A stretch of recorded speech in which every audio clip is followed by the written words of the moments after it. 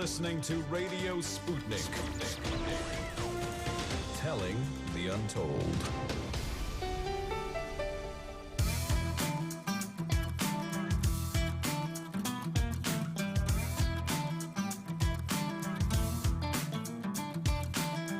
Welcome to Political Misfits on Radio Sputnik, where we bring you news, politics, and culture without the red and blue treatment. I am Bob Schlehuber. And I am Jamal Thomas. Let's get ready to go against the grain. So we have a barn burner of a show today.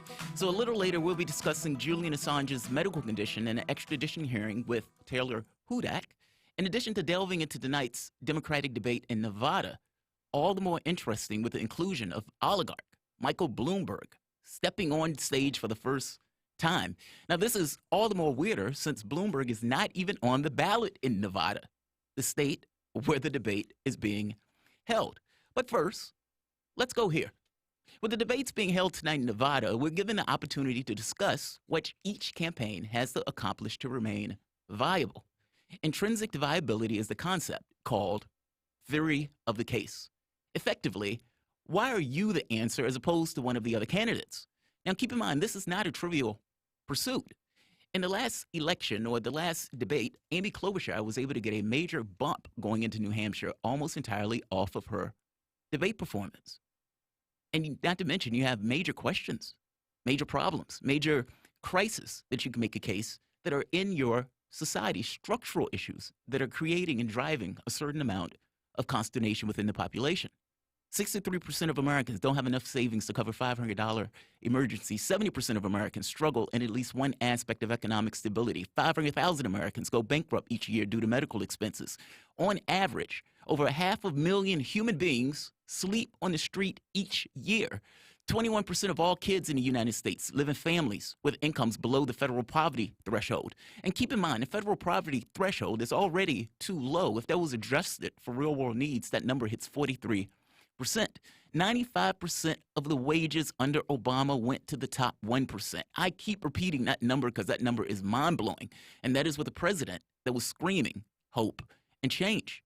95% of the jobs created under Obama, incidentally, were also low-wage positions. That is not a coincidence. 43% of workers are low-wage workers or are in low-wage jobs. Is there any wonder that we are inundated with diseases of despair, suicide, drug abuse, rampant gun violence, and political instability? Keep in mind, these are not acts of God. These are acts of policy organized around oligarchs to buy our political class. Since 1989, the top 1% in the United States has gained $21 trillion in wealth, while the bottom 50% has lost $900 billion. Let me repeat that. With all of the issues that face us from the standpoint of income inequality, again, this is not acts of God, this is an act of policy. 1989, 1% of the United States gained $21 trillion in wealth, while the bottom 50% lost $900 billion. Oxfam argues that 2,153 billionaires now have more wealth than 60% of the world population. That is 4.6 billion people. And this doesn't even touch the existential threat of climate change. A threat, by the way, that can end life on this planet, or at the very least human life on this planet, and is driven entirely by our capitalistic system, the profit motive.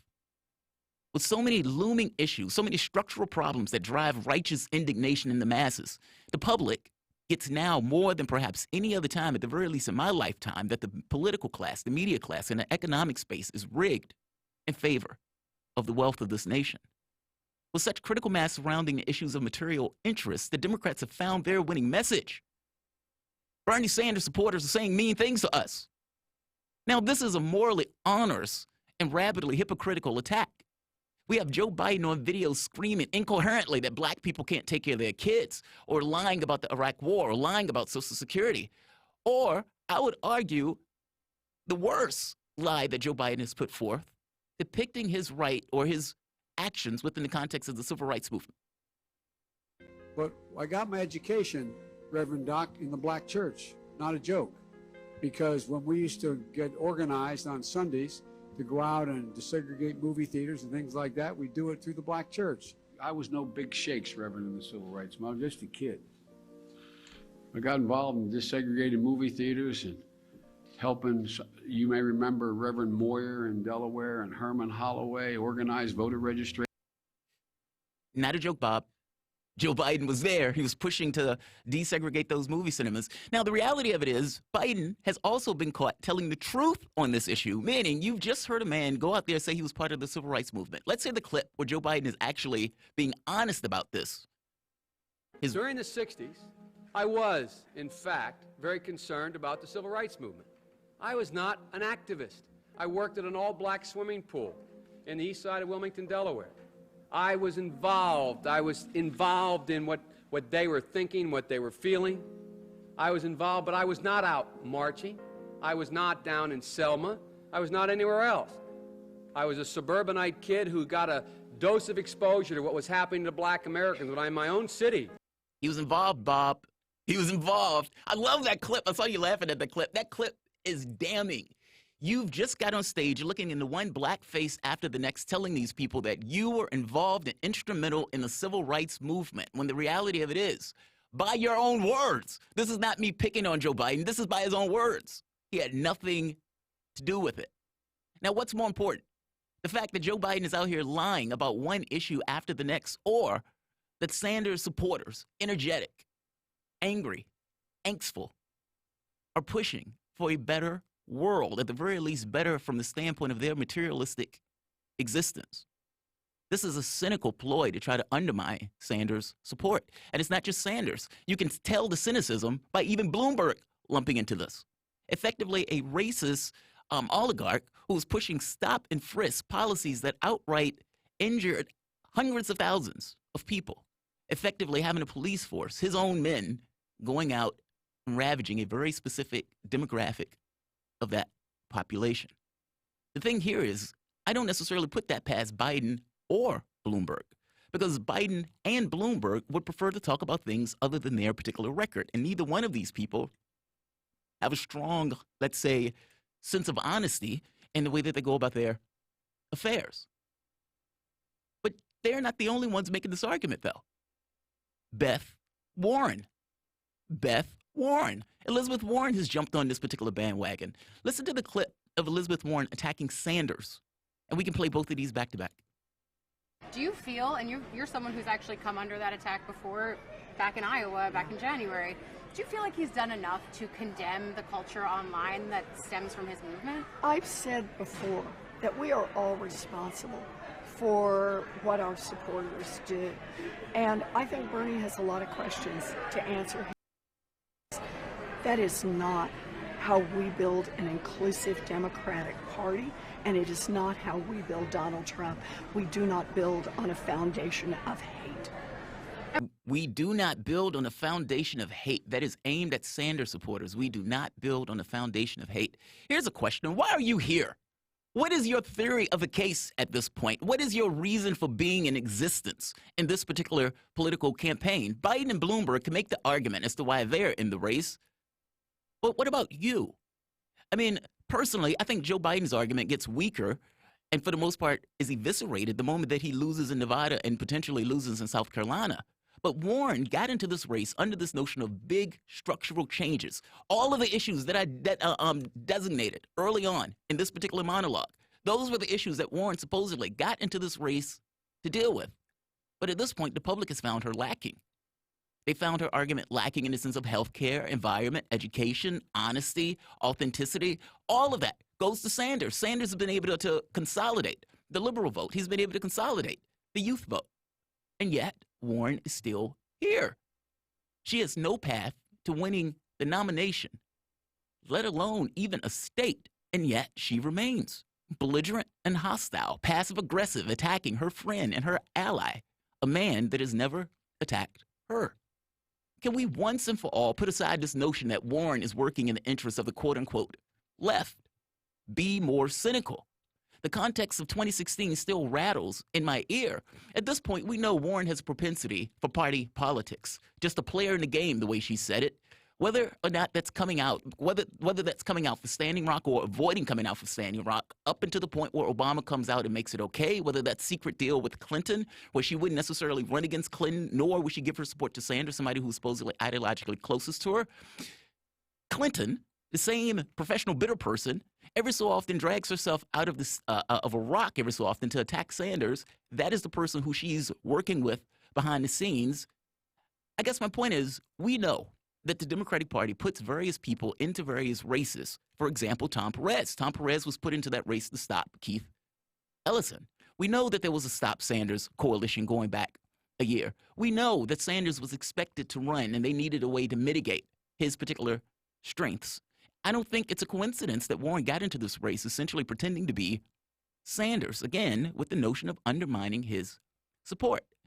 Considering this is the same party that argued that we can cheat a guy in court, we can choose a candidate in a smoke-filled room, pretending or assuming that the actions of what has taken place, meaning our experiential reality, given that the benefit of the doubt, seems a bit Pollyannish to me.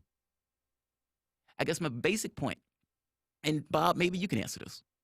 How can you be an advocate for the left and working in the interests of the left when, despite having no path to the nomination, you assiduously attack a guy that you call your ally? You call the guy sexist, you call the guy liar. Now you're attacking his supporters. When it became clear that Warren couldn't accomplish her mission in eating into Sanders' numbers enough for a centrist to limp across the finish line, or for her to win it herself, the new tactic seemed to be a kamikaze mission to damage the campaign, lumping in with the other campaigns for this attack. Bob, how on earth can you argue that this person is representing the left when that person is trying to effectively damage the left? Yeah, I mean, you have a new Politico Morning Consult poll out talking about Bernie Sanders being the most electable, winning pluralities of voters across the divided electorate. Bloomberg in second place, Vice President Joe Biden 12% in third, and Pete Buttigieg there in fourth at 10%. So these attacks have been really quite interesting over the last week here. Anytime somebody is focused on attacking another candidate and they're not able to talk about their own policies and messages, they've seemingly lost. Yeah. Anytime somebody starts cursing or yelling in an argument, they seemingly have lost. And when people see these polls, 45, I mean, it's like 54% of people under the age of 45 support Bernie Sanders. That myth of Bernie bro is offensive at some point to Bernie Sanders supporters, right? Bernie Sanders supporters aren't a monolith. And I wonder how much of this is an outgrowth of this kind of cancel culture, that anyone around or near somebody that says something bad is instantly canceled. And so many people that have been offended or attacked, and it's disgusting. Anybody attacked online, it is disgusting. But to instantly then say, cancel Bernie Sanders. I mean, I don't know what people want from Bernie Sanders. He's apologized. He's spoken out. He said, look, anybody that says these things is not part of our movement. Anybody that has the little verified Twitter mark and his actual person that we know, he's backed away from. Zephyr Teachout, he backs away from. Nina Turner, he backs away from when they've gone on the attack. And so when the guy has basically said, I don't know these people, they're not part of our movement, they don't speak on behalf of us, I'm not saying any of that, I'm apologizing for anything that they've said, it's wrong. Anybody that I actually do know and can call out, I've told them to already back off a little bit. And then I myself am talking about party unity because I don't want to be the guy that divided the party, tore it down, and then gets blamed for Donald Trump's second term. What does he do? There's nowhere for him to go. And I know Elizabeth Warren, somebody else will bring this up in the debate tonight. Oh, yeah. And again, for me, Pete Buttigieg has how many 40-some billionaire donors at this point? Is nobody upset at what these supporters of Pete Buttigieg, of Joe Biden, are doing to the world around us? Surely those people aren't sitting on Facebook themselves, but I'm sure they've bought plenty of bots to attack people, have done other, hired people directly to go basically get in people's faces and physically confront people. I guarantee some of those billionaires have done that. We've heard all those stories. Why are people not upset at those people? And again, it's because Bernie Sanders continues to be the leader and he's the front runner, and they're not able to attack him on policy. They're not able to say, oh, he should have not been talking about $15 minimum wage. He should not be talking about healthcare as a human right.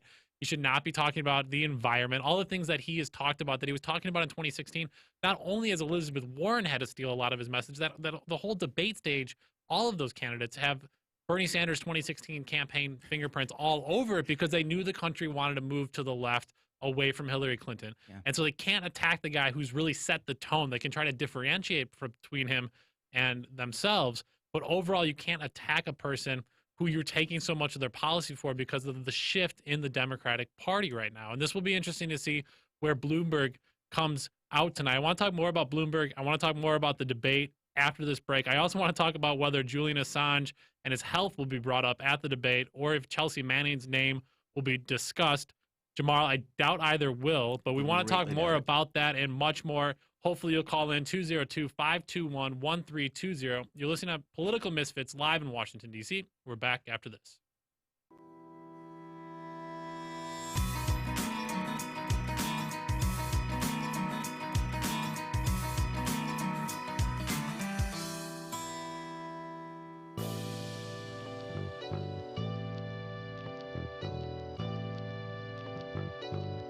What's the most important hour of the day? It's the Critical Hour with Dr. Wilmer Leon. On this show, we don't just deliver the latest headlines, we divide the real from the fake. Tune in to hear from some of the most brilliant political minds of today, get in-depth news and analysis that goes beyond the surface and dig straight into the details. Set your clock to the Critical Hour for a news perspective unlike any of those other guys. Tune in to the Critical Hour with Dr. Wilmer Leon, weekdays 6 to 7 p.m. Eastern, and catch us on Facebook Live. You're listening to Radio Sputnik.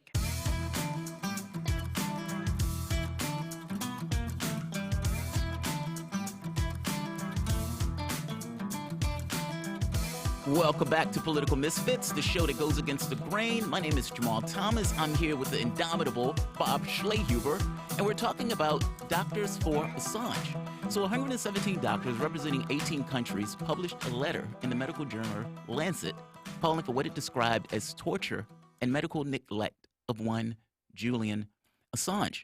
To discuss, we're joined by Taylor Hudak, a journalist and activist, and the co-founder of Action for Assange. Taylor, how's it going today? I'm doing well. Thank you for having me on. Excellent. So, Taylor, we've seen a lot of debate about the case around Assange and WikiLeaks from members of the press, from representatives of national security structures, from free speech and internet freedom advocates, from politicians, and those kind of areas. But this letter makes it clear that Assange's case, as the writer explains, also clearly relates to medicine. The case highlights several concerning aspects that warrant medical professions' close attention and concerted action. Effectively, their concern is they're killing him.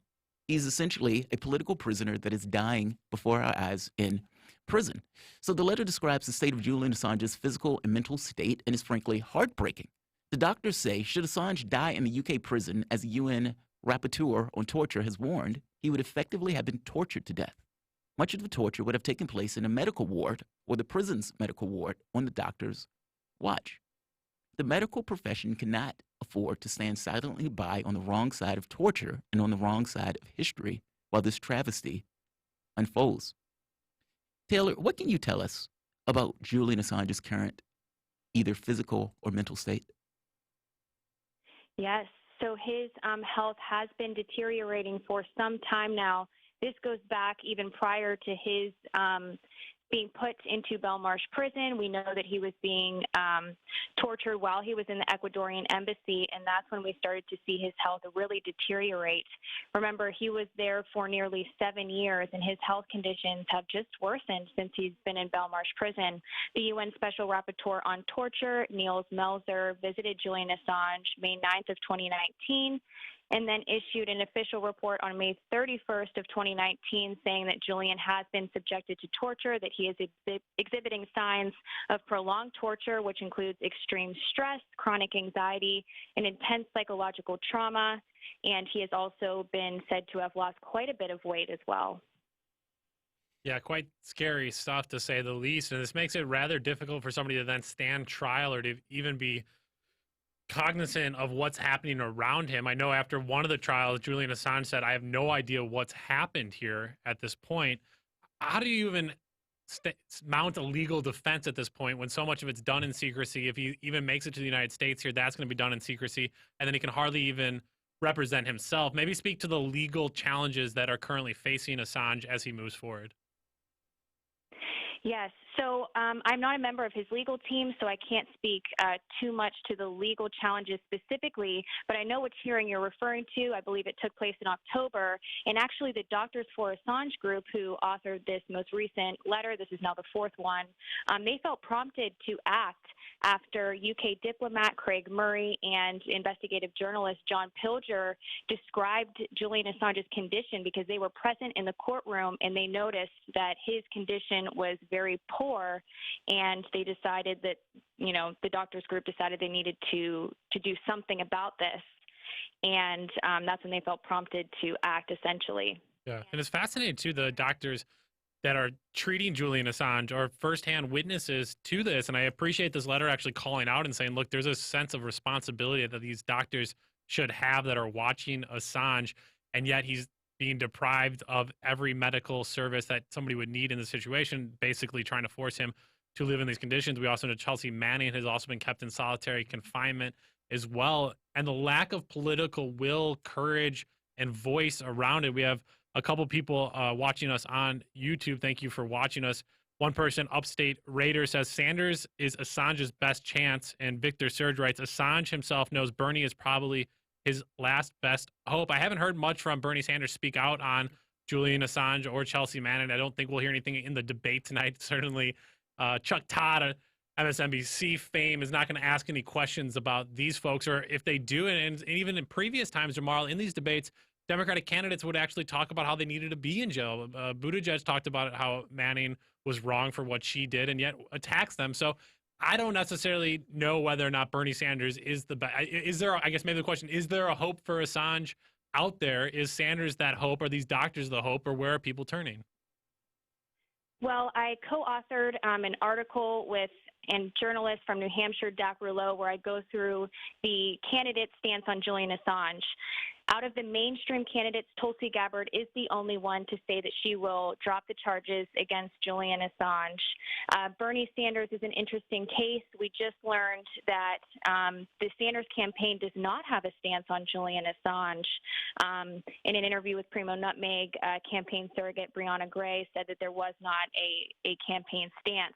So I would call upon supporters of Sanders to politely and respectfully educate him on this issue and encourage him to issue a statement, because I have to say that I believe this is a winning issue for Bernie Sanders, and that if he were to come out and say, yes, I will drop these charges against Julian Assange, it will help his campaign, essentially. So no, the Sanders campaign, like I said, has yet to discuss this case specifically. I don't necessarily know if it's a winning issue, but I don't necessarily know if it's a losing issue either, if that makes sense. Why do you think that they've avoided this particular issue like the plague? I mean, because you're right, this is not something that they ever talk about. In fact, the one time I've seen Bernie Sanders question about Julian Assange, it looked like he was trying to run away, effectively trying to get out of Dodge of the person who was asking that particular question. What do you think his reticence is to engage on this particular issue? I think that it probably has a lot to do with the previous election in 2016. I think perhaps Sanders is hesitant to talk about this issue because he feels that maybe he'll be perceived as a sore loser. And then also I believe that he's fearful of the Democratic establishment, the Republican establishment, and then also all of the intelligence community. And basically by saying that he will drop these charges, he's really standing up to those three very, very powerful bodies, and it would take a lot of courage to do that. However, I will say that this is not a Sanders problem. This is a systemic problem. The fact that a U.S. presidential candidate is fearful to speak out on this issue, the biggest press freedom case of our time, of modern history, is indicative of a much larger issue at hand here. You know, that also goes to media, though. I mean, like you said, the Democratic Party has certain feelings, let's say, towards Julian Assange because they are blaming him for essentially their loss to Donald Trump. And yet, despite that, you know, you had a situation where Rachel Maddow brings up Assange in the case that the United States is bringing on. If I'm not mistaken, even Chuck Todd, the most oblivious man on the planet, recognized that at some point this could get around to them. Do you think, as the extradition hearing goes forward, that there will be more attention from the standpoint of the press and what that can mean from media itself? I mean, if Assange is on the hook, then everybody is on the hook. You're exactly correct.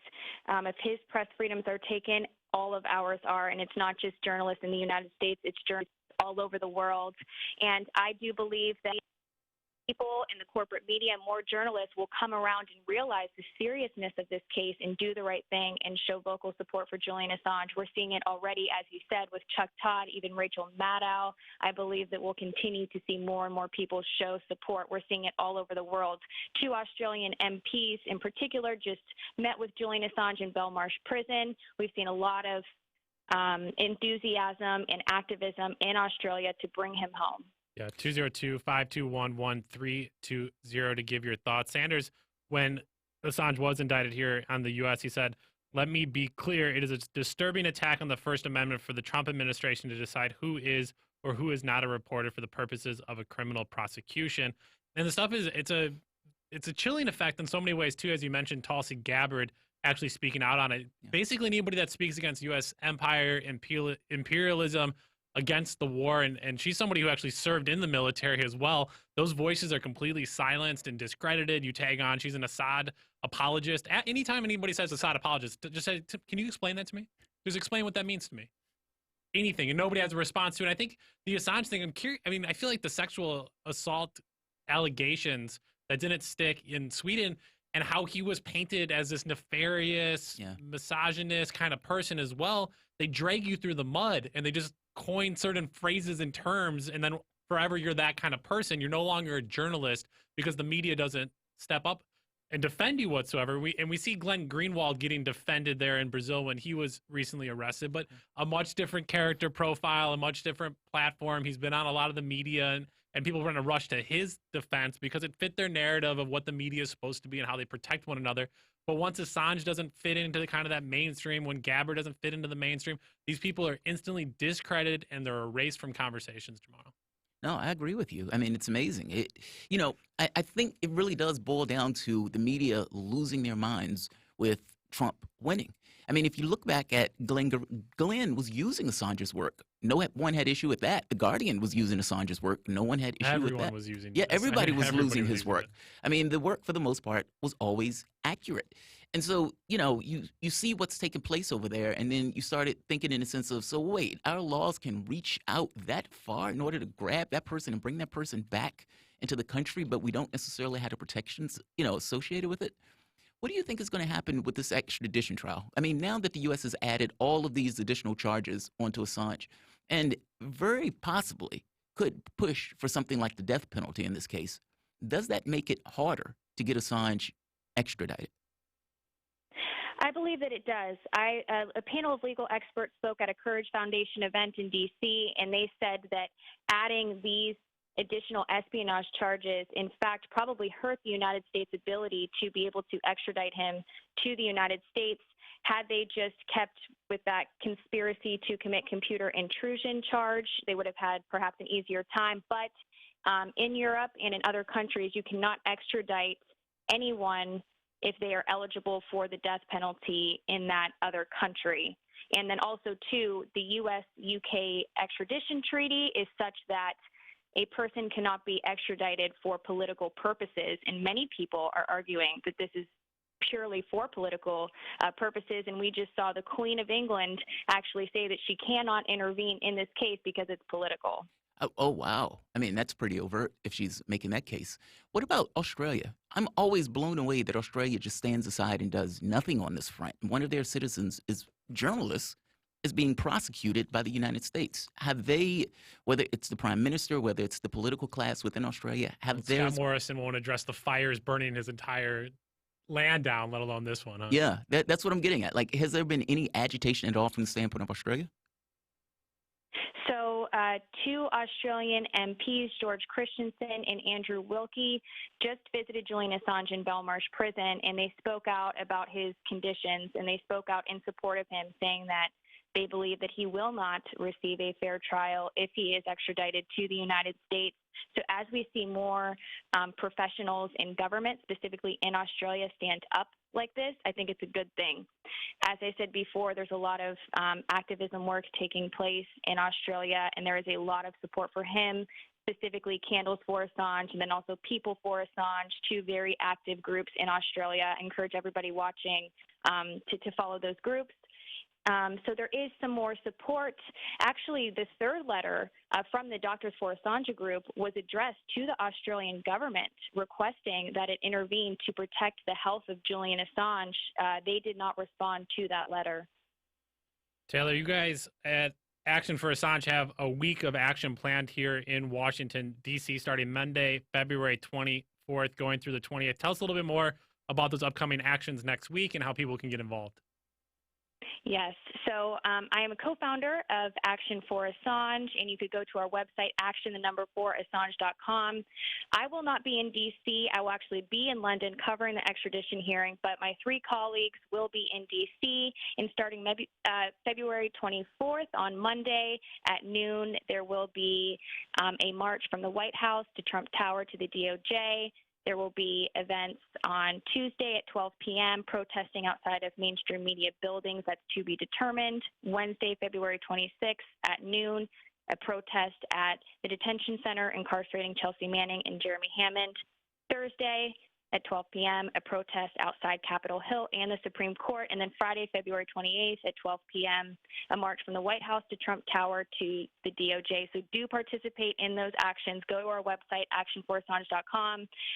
For coverage on this case, I will be covering it, live streaming, and you could find all of that information at thewatchdog.net. And I will be working with a team of journalists and producers in the UK. Yeah, thank you for keeping Jeremy Hammond in the news as well, somebody we often forget about for doing what we're supposed to do in America, be whistleblowers and be protected, as the great Adam Schiff, the Congress member, and other Democrats preserve those whistleblowers, but not those actually trying to preserve our freedom and liberty. That was Taylor Hudak, a journalist and activist and the co-founder of Action for Assange. Taylor, thank you so much for joining us.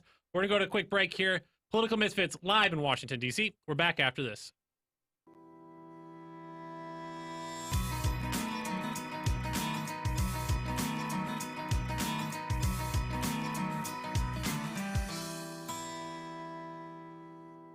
We call Fault Lines with Nixon and Stranahan the most disruptive radio show in America. It's a great show, and we have a lot of fun. We come to you live from Washington, D.C. every Monday through Friday morning. What I like best is that we bring in experts from all over the world. From Barcelona, from Egypt, from Seoul, South Korea. From Newark, New Jersey. We try to bring people great guests, great calls from our listeners, and, of course, stupid jokes. And we do it with two hosts that have very different viewpoints. Now, here's the thing, Garland. A lot of people would think you and I would just argue. I mean, I'm a Republican Trump supporter. And, of course, I am a progressive Democrat Bernie Sanders supporter. The surprising thing is how much we actually agree on. And you won't be surprised because you're going to find out just how much you agree and just how much you enjoy this show.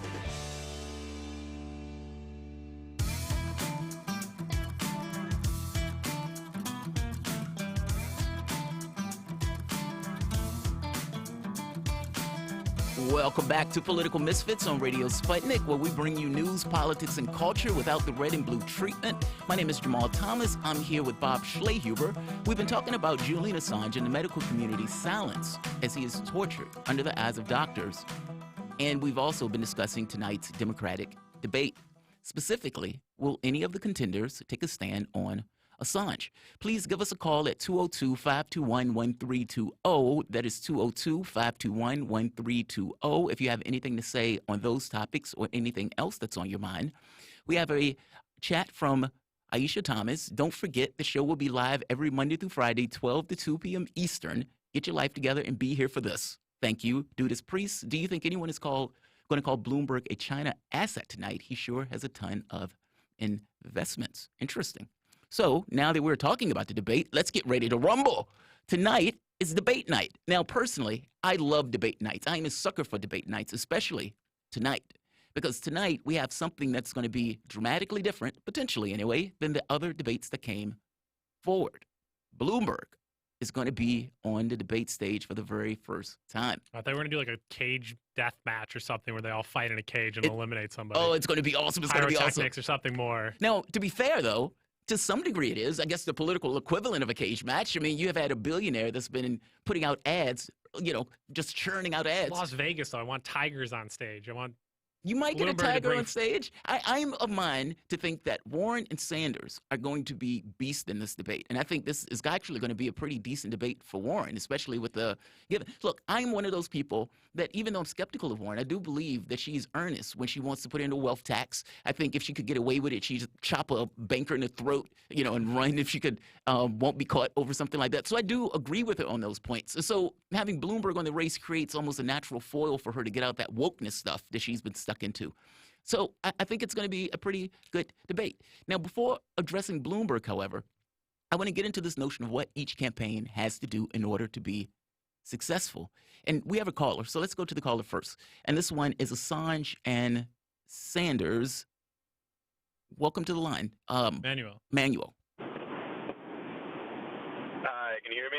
Yes, can you hear? What's going on? Hey, I'm just calling because I was listening to the podcast on the YouTube channel, and I heard the lady that had called in talking about that it would be a winning strategy for Bernie to address Assange, and I believe that that is both right and wrong in the sense that I think in the primary it doesn't do him any good because of the fears she kind of laid out to an extent, which is fears of kind of like that Karen upper middle class liberal white type of person wanting to like fall into the Russian asset narrative and to paint, and the mainstream media then painting Sanders in a certain light.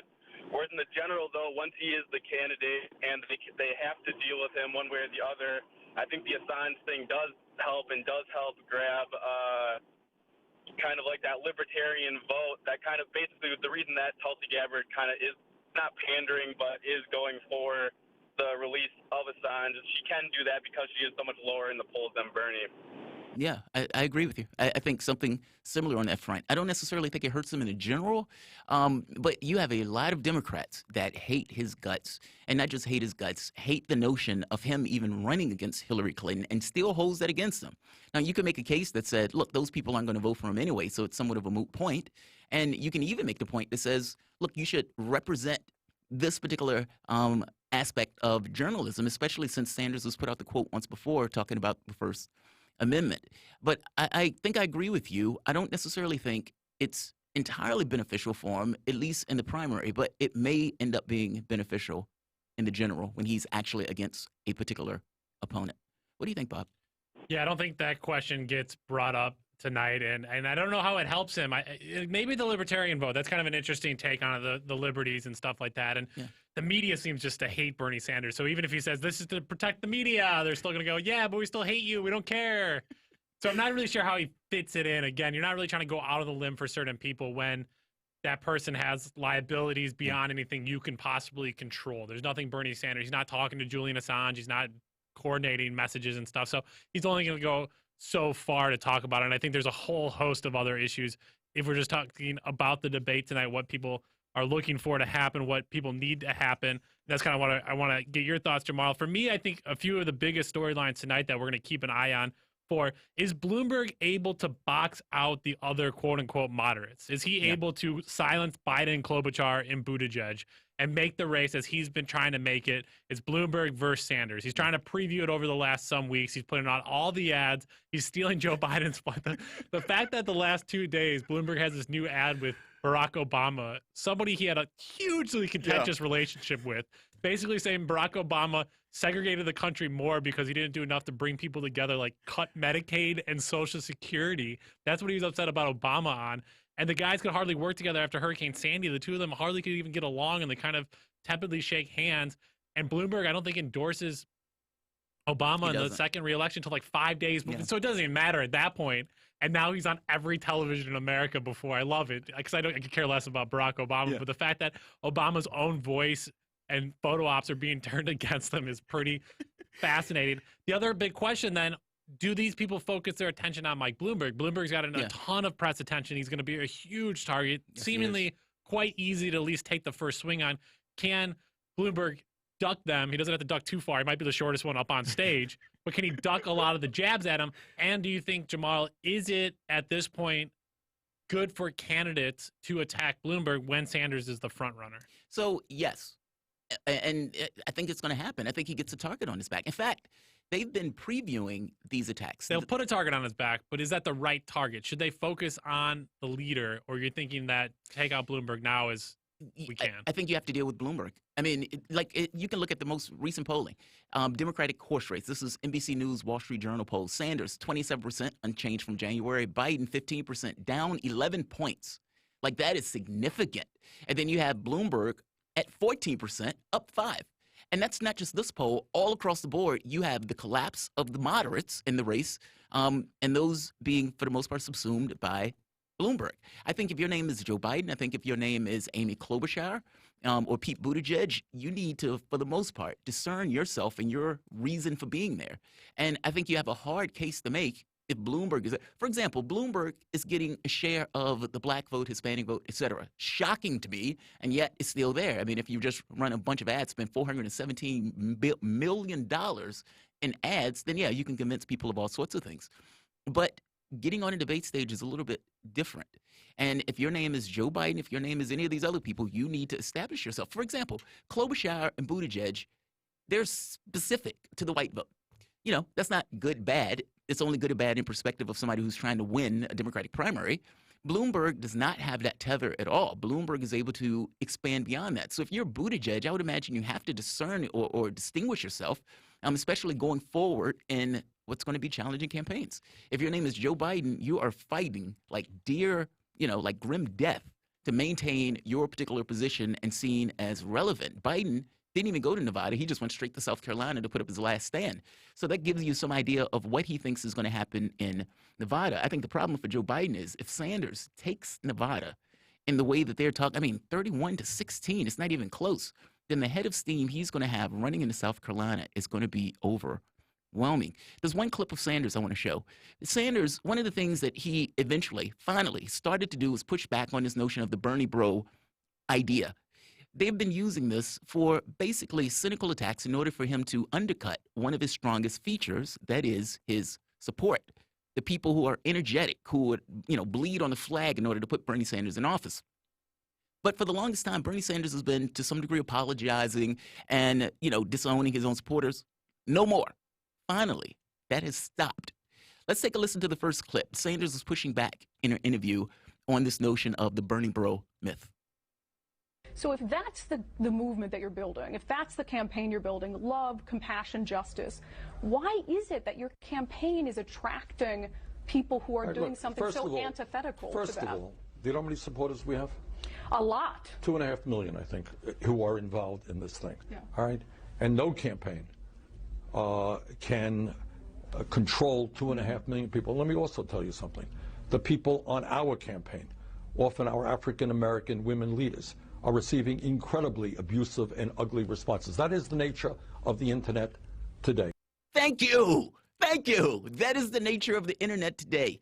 No weakness. Don't go, apologizing to people that hate your guts for disingenuous attacks that's specifically made for you to apologize to people who hate your guts.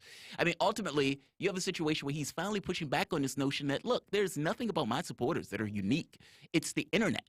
People tend to be aggressive when they're going after other campaigns on the internet.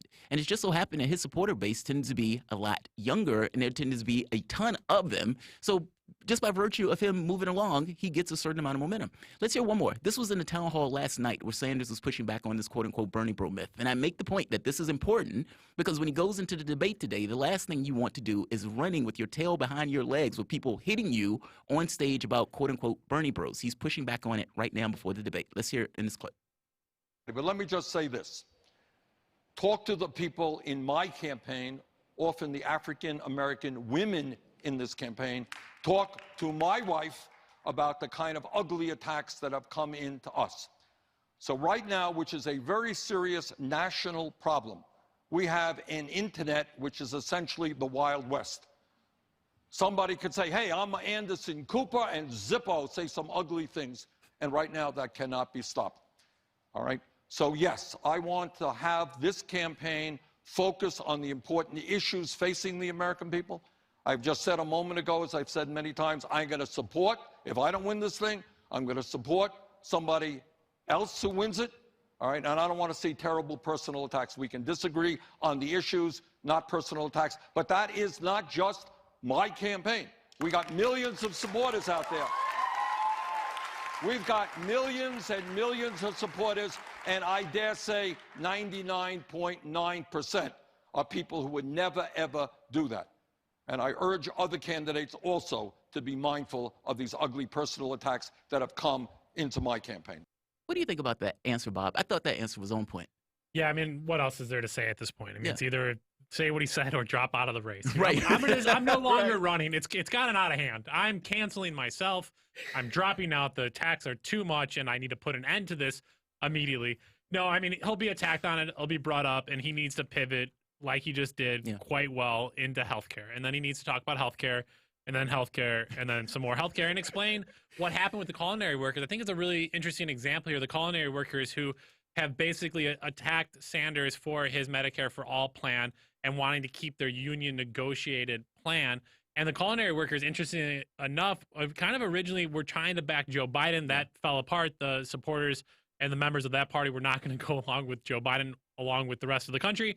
And they ended up doing a no endorsement. But Sanders needs to really focus in and say, look, union workers, if you go on strike under my plan, you'll still have health care. If you lose your job, you'll still have health care. If you want to change jobs because your employer won't give you union rights or the rights to bargain, you'll have health care. And if he can really lean into that, I think he'll have quite a bit of success tonight. I have to say the other sub-story that I'm looking forward tonight on the comical end of things are how people either try to speak Spanish, Pete Buttigieg, cannot name the president of Mexico, Amy Klobuchar and Tom Steyer, or like Amy Klobuchar here yesterday, I want to play a clip of her introducing herself to culinary workers and sounding silly to say the least. And I want to know which one of these candidates, we don't have it basically. If you have a chance to see it or listen to it, she's basically talking to the culinary workers and she says, hello, my name is Amy. In 4th grade, my Spanish name they gave me was Elena. And she like bows down and speaks really slowly to people that probably can speak not only Spanish, English, but maybe a 3rd or 4th language. Welcome to America. If you haven't been here, we only speak mostly one language. And so she speaks in this kind of slow, and it plays to some people, but the fact that she goes, well, it's because I couldn't roll my R's. I can't make any sense of it. I understand these candidates are tired. Yeah. These candidates work extremely long days, unbelievable pressure. Question after question after question, people yelling at them, challenging them, loving them, asking for money, changing policies, constant whatever. And now they're going to stand under these bright lights for at least 2 hours shining on them. Somebody is going to put their foot in their mouth. Yeah. I'm just curious who it's going to be. I'm going to say Pete. I'm going to hope for Pete Buttigieg. I think it's going to be Pete Buttigieg. So I would say this. Warren, Pete, and Klob cannot have a lackluster debate, meaning it has to go beyond just a debate. It has to go into, again, validating your theory of the case on why you're there. And with Bloomberg coming into the race, Bloomberg has gotten this kind of pop. It's almost like all of this attention has subsumed everything else. And so for Biden and for Warren, who for the most part failed in those last elections, well, he sucks all the air out of the room, and now you have Bloomberg on that stage. So I agree with you. Whether it's a foot in mouth, I would argue that not having a good debate or not having a debate that stand out is just as bad as a foot in mouth. 202-521-1320. 202-521-1320. Give us a call, whatever is on your mind. We've been talking about Julian Assange, the debate tonight in Nevada. If anybody had the chance to check out any of those town halls last night. Jamal, I know you had a chance to check out a few of the town halls last night. Curious if anything jumped out to you or our viewers. 202-521-1320. You're listening to Political Misfits here in Washington, D.C. It'll be interesting, too, this conversation around electability. And I had mentioned there at the start of this conversation that this new poll comes out, shows Bloomberg's not as electable. And that's kind of his whole pitch and message. Yeah. I wonder how that gets torn apart tonight, because in many ways, Bloomberg will probably lean heavily, obviously, into his gun. I don't want to say reform, because I know he's gone a long way to say not gun reform, but gun legislation or addressing it. He is to the left of people on that stage, except Sanders and maybe Warren on the environmental issues. He's done quite a bit in New York around the environment. But then where does he go from there? I mean, he's a moderate Republican. Yeah. He's a moderate Republican on stage, and he's going to say, look, I'm a moderate Republican worth billions of dollars more than Donald Trump, who has a media empire I'm going to be the guy. And this is everything Donald Trump hates. Everybody that supports Donald Trump forgets that he's also a super wealthy dude that lives in New York. Yeah. And they'll forget it, and they'll just hear, no, Bloomberg's part of the swamp. He's part of the establishment. He was elected 3 times. He's another politician that doesn't care about you. He's a rich billionaire that nobody likes. And here's the key thing to remember. He is the fake news. Yes. He's the guy that says, I'm not going to report on my campaign. You're basically handing Donald Trump the perfect candidate, a guy that runs the news that is constantly lying about Donald Trump. And you can just say fake news Mike, little Mike, billionaire Mike, all of these things. What are we doing here? I mean, the guy is buying his way in. He's buying American democracy at this point. And so long, billionaires like Bloomberg would hide behind. Barack Obama was not a billionaire when he ran for office. There was millionaires and billionaires behind the guy. Pete Buttigieg is not a millionaire. He's got billionaires behind him. And I think Donald Trump in many ways, and obviously you have the Ross Perot's of the world who've ran before and others, but Bloomberg is really kind of peeling the thing off. He says, I'm not going to hide behind anybody. I'm going to be the guy that goes out there and pushes myself out there. This is a new page in American politics right now. To have somebody run Perot ran as an independent. He wasn't trying to take over one of these parties. Mm-hmm. And Bloomberg's trying to win the nomination, and he's almost completely bought the party. We're trying to win the nomination from that angle. And it'll be interesting to see, because what is like an Elizabeth Warren say tonight? Somebody that's so proud of the Democratic Party. The Democratic Party is the savior. Everybody else is corrupt except the Democratic Party. And here you have Bloomberg just walking in and buying people's endorsements. So how do you say the Democratic Party is not corrupt when this guy is just buying mayors left and right across the country? It's worse than that. I mean, it's the buying the mayors. It's putting the money into organizations that turn around and then endorse Bloomberg, giving Stacey Abrams and her organization, $5 million? He spent billions of dollars on the Democratic Party over the last couple of years. I mean, the speed at which Bloomberg was able to effectively use his cash to hem up support is astonishing. I mean, the story about Emily's List that recently came out, or Center for American Progress, where he was effectively buying off these organizations to stop them from running stories about him. And more apropos, Emily's List, who is an organization for women, Emily, that's a female, putting a hit video potentially out on Sanders when it's taking money from Bloomberg, who is like vicious, an apex predator in regards to women. So, these political incestuous relationships where cash starts to pull this stuff is problematic. But I do think that the other campaigns hate the fact that Bloomberg is doing this.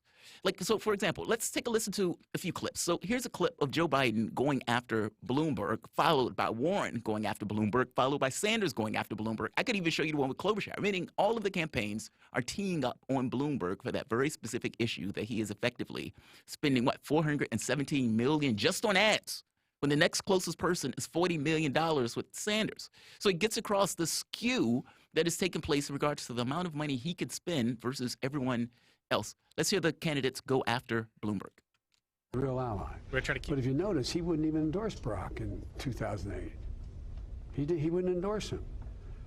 He endorsed Bush. He endorsed, the Republicans before that. He all of a sudden he's his best buddy. And he would not endorse him. You take a look at the stop and frisk proposals. You take a look at his ideas on redlining he's talking about. You take a look at what he's done relative to the African.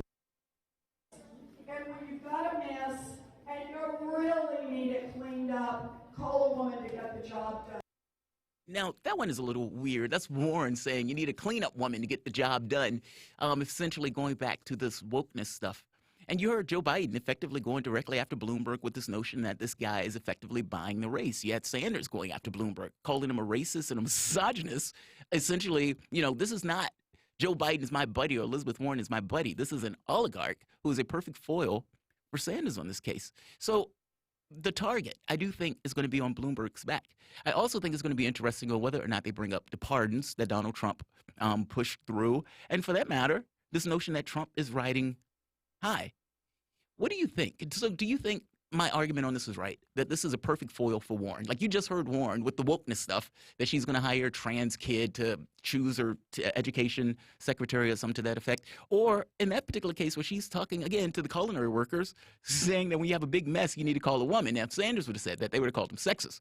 But you know what I mean? Like my thought is that this helps Warren because it allows her to make her arguments in a more full-throated way that gets her back to the thing that where she was riding at her highest in this race. Yeah, identity politics doesn't win you elections. I mean, it'll get you but so far. So I don't know. Yeah, Elizabeth Warren again. These kind of split with Sanders. The awkward mentioning that I don't know if it was a joke last night. It was being serious. Just didn't play well, at least to my ears.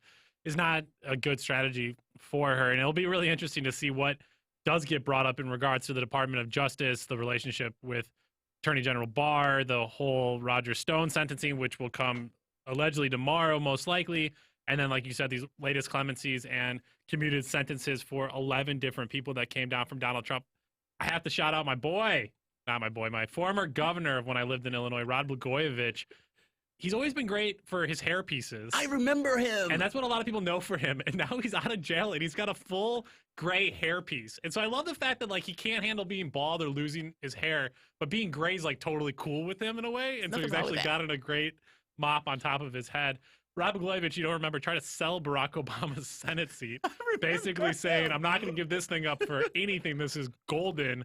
He served 8 of a 14-year sentence. Donald Trump said he served 8 years in jail, a long time. He seems like a very nice person. Don't you know him? Because he was once on The Celebrity Apprentice. If you don't remember, if you haven't paying attention, Donald Trump used to host a show called The Apprentice. Yes. Obviously, as we Reality remember. show host, that's why we always Rob joke about it. Blagojevich was part of The Celebrity Apprentice and got to know Donald Trump there. So trying to serve on any reality TV show with Donald Trump is apparently the way to get favors in the long run. Eddie DeBartolo, the former owner of the San Francisco 49ers, was pardoned.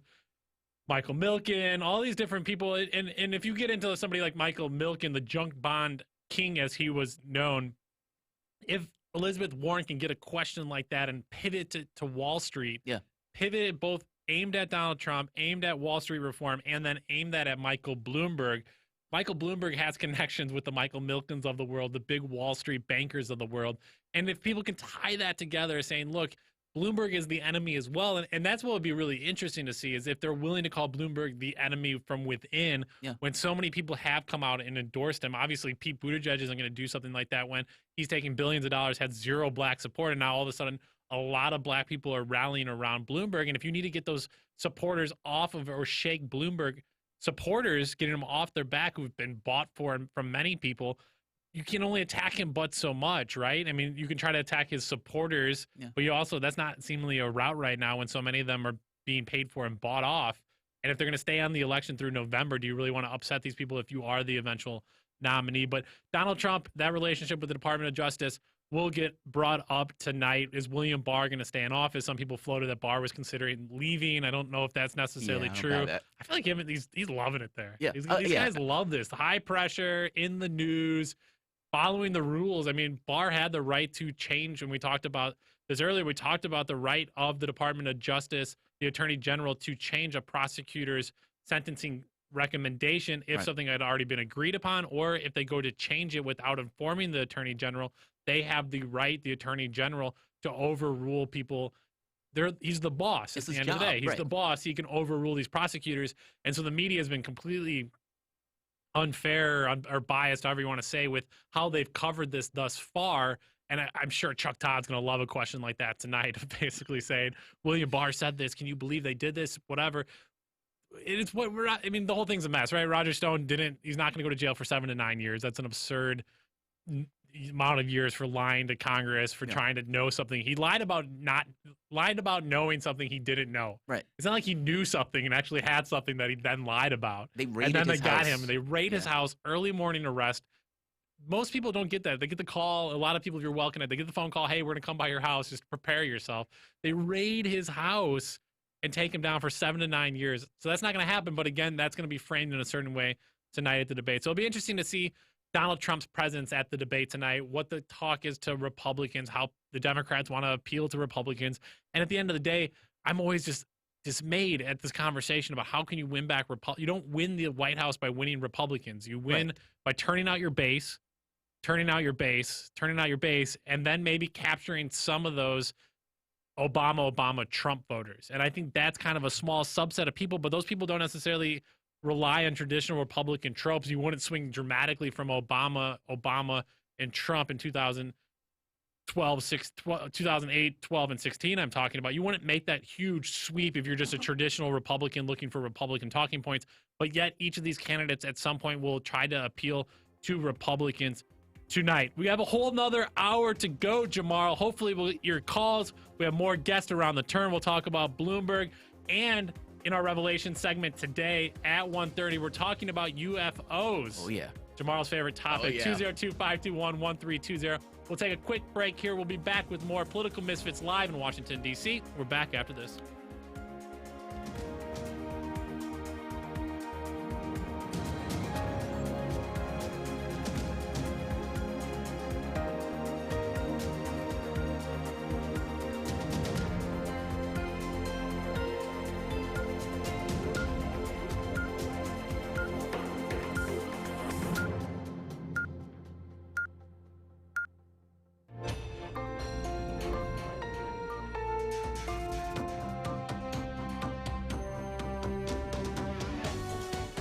Listening to Radio Sputnik. Telling the untold.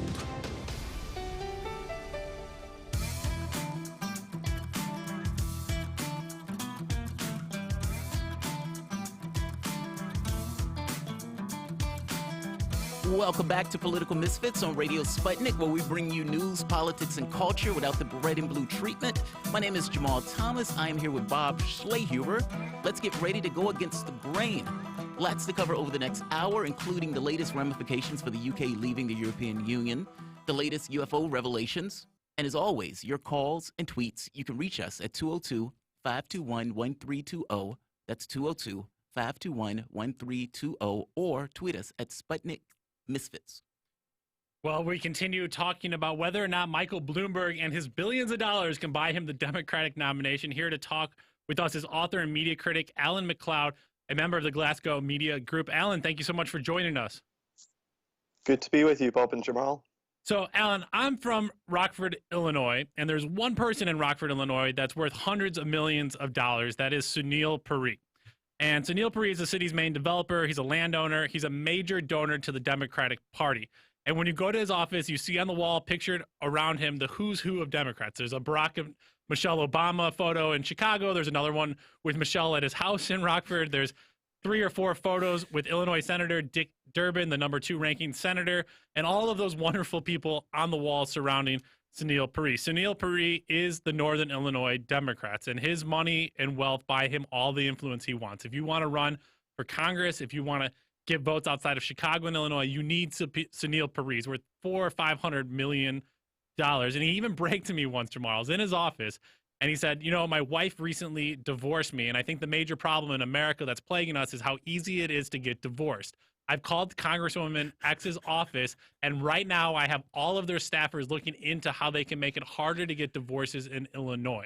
You being serious? Swear to God. And that's the influence money buys you. He had a whole congressional office because he bankrolled that person's campaign, all of the events they did. If anybody wanted to come with the Democratic Party and have a luncheon, he would host them at their hotel. If they wanted their kids to go play and have something to do, they would go to his mini golf course or the movie theater in town he owned. He owned Rockford, and so anytime anybody came to the city of Rockford, he basically would put them all around Rockford and buy that influence. And so at a given moment, he's upset, he's mad at his wife, and he can basically control an entire congressional office's day. That's what money in politics buys you, is the attention of entire congressional staff. And so now this conversation about whether Michael Bloomberg's donations, his philanthropy, his donations to different political candidates has an influence or impact on how people respond or act. Of course it does. And so then when I hear Chuck Todd Mr. Oblivious want to play the clip from Barack Obama saying, F you, Chuck Todd, but we can't say it here. I'll let Barack Obama say it the next time we have him on. MSNBC's Chuck Todd is talking to Neera Tanden, the president of the Center for American Progress, and asked whether or not Democratic donors would be hesitant to attack Bloomberg since he is such an important donor. Well, I wasn't surprised at what Tanden says, but the audacity for these people who at their own organizations are on record having pulled certain parts and information criticizing Michael Bloomberg as mayor of New York would then have to say this in response to Chuck Todd. So let's play this clip here. Neera, very quick, how much will some Democrats feel hesitant to go after Bloomberg because he is such an important donor? No. don't think so. I think people You will don't think be so? as critical. You don't think some interest groups? I mean, does he have an endorsement from anybody that he hasn't given money to? I mean, I can't speak to his endorsement, but he's going to have to defend his record as much as anyone else in this race. Now. So, Alan, you're with us here. Michael Bloomberg, not only a billionaire with a huge philanthropy, and about 50 staff members have actually moved from the philanthropy arm of Bloomberg over to his campaign now. Wow. How much influence does he have simply because of his net worth as well as the conglomerate of Bloomberg Media? Yeah, I mean, Sunil Puri his wealth is really chump change in comparison to Bloomberg, isn't it? Mm-hmm. Michael Bloomberg's the world's 9th richest man, former mayor of New York, owns his own media empire, the Bloomberg network. And many of the journalists who worked for Bloomberg who said, oh, we'll cover this in a neutral manner, jumped ship from the Bloomberg media network and are now part of his official campaign team. So of course it's going to have a huge impact on how the media cover it. Bloomberg has spent more than $327 million on TV ads alone, and well over $400 million if you count social media and radio as well.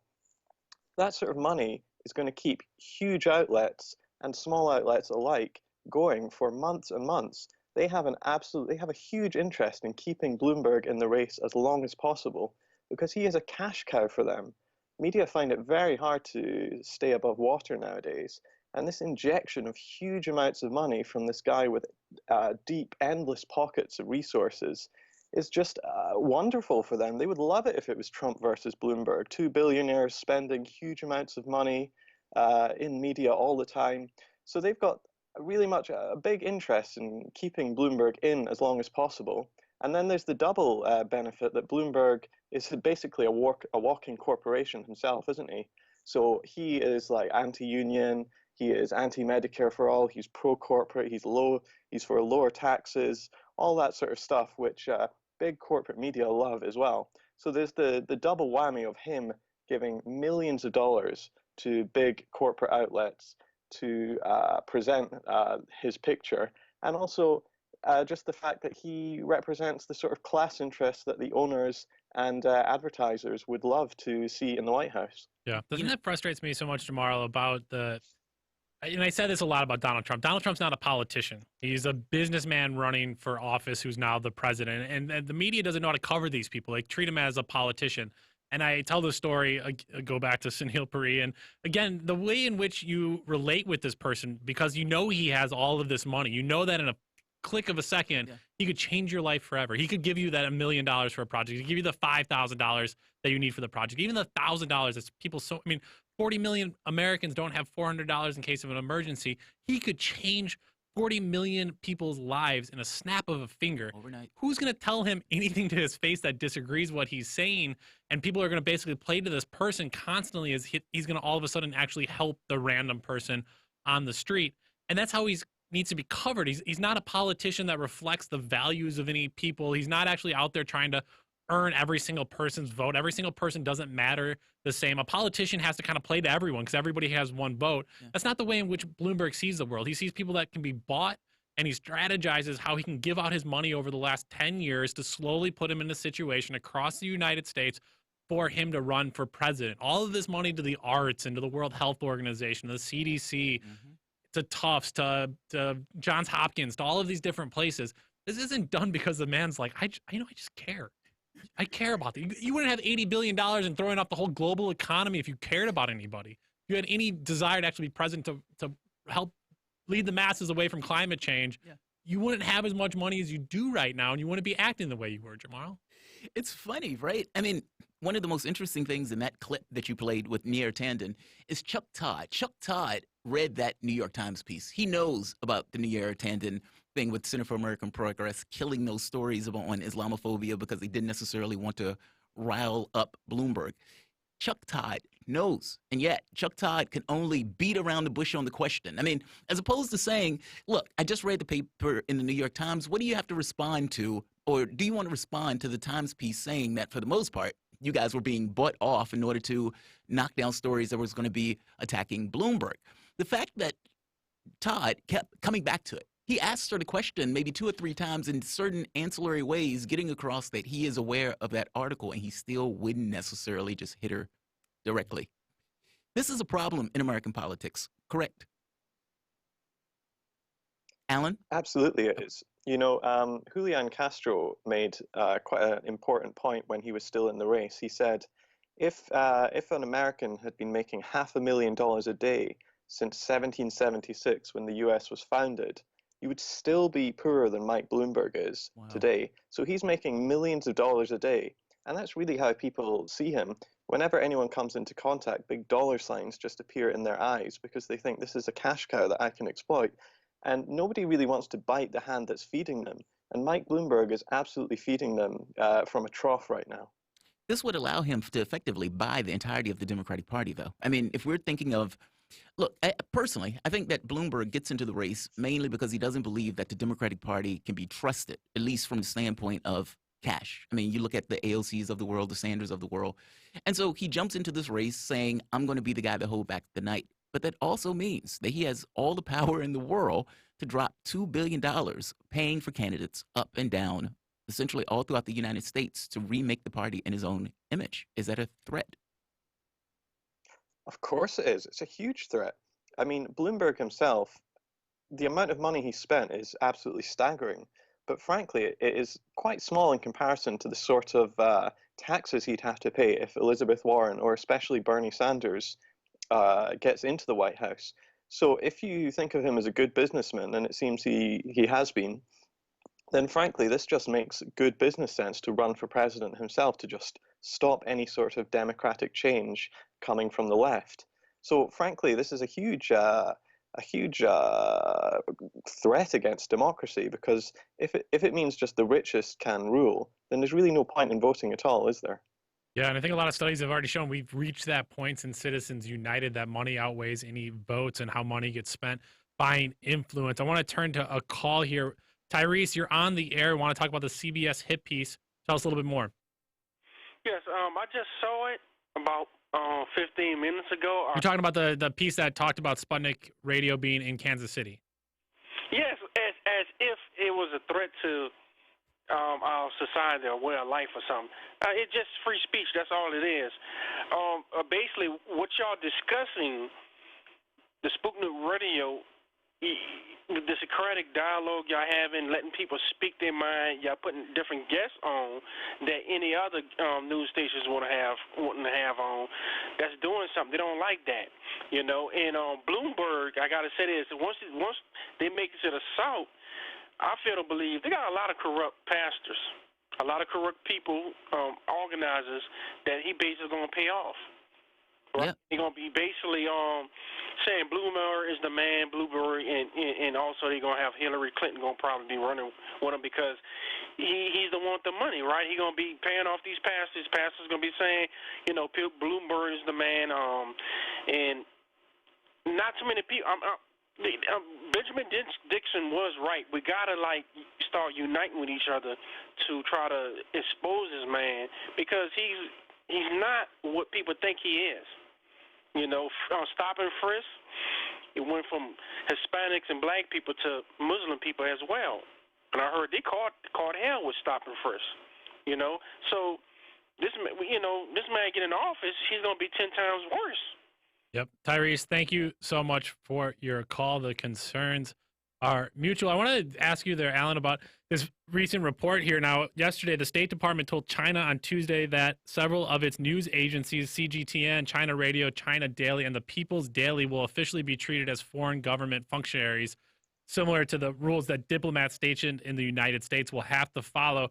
I'm curious, Alan, with a Bloomberg as kind of character, his media wing, if elected, not elected, people still need to remember how much power the Bloomberg media has and how it's going to fight to shut out other people. It doesn't want other voices in the media landscape, and they have a platform to amplify any messages like the CBS hit piece, like the New York Times hit piece, like NPR's hit piece. These outlets and agencies have huge, huge platforms, and they really can help condition and shape the ways in which Americans think about their daily lives.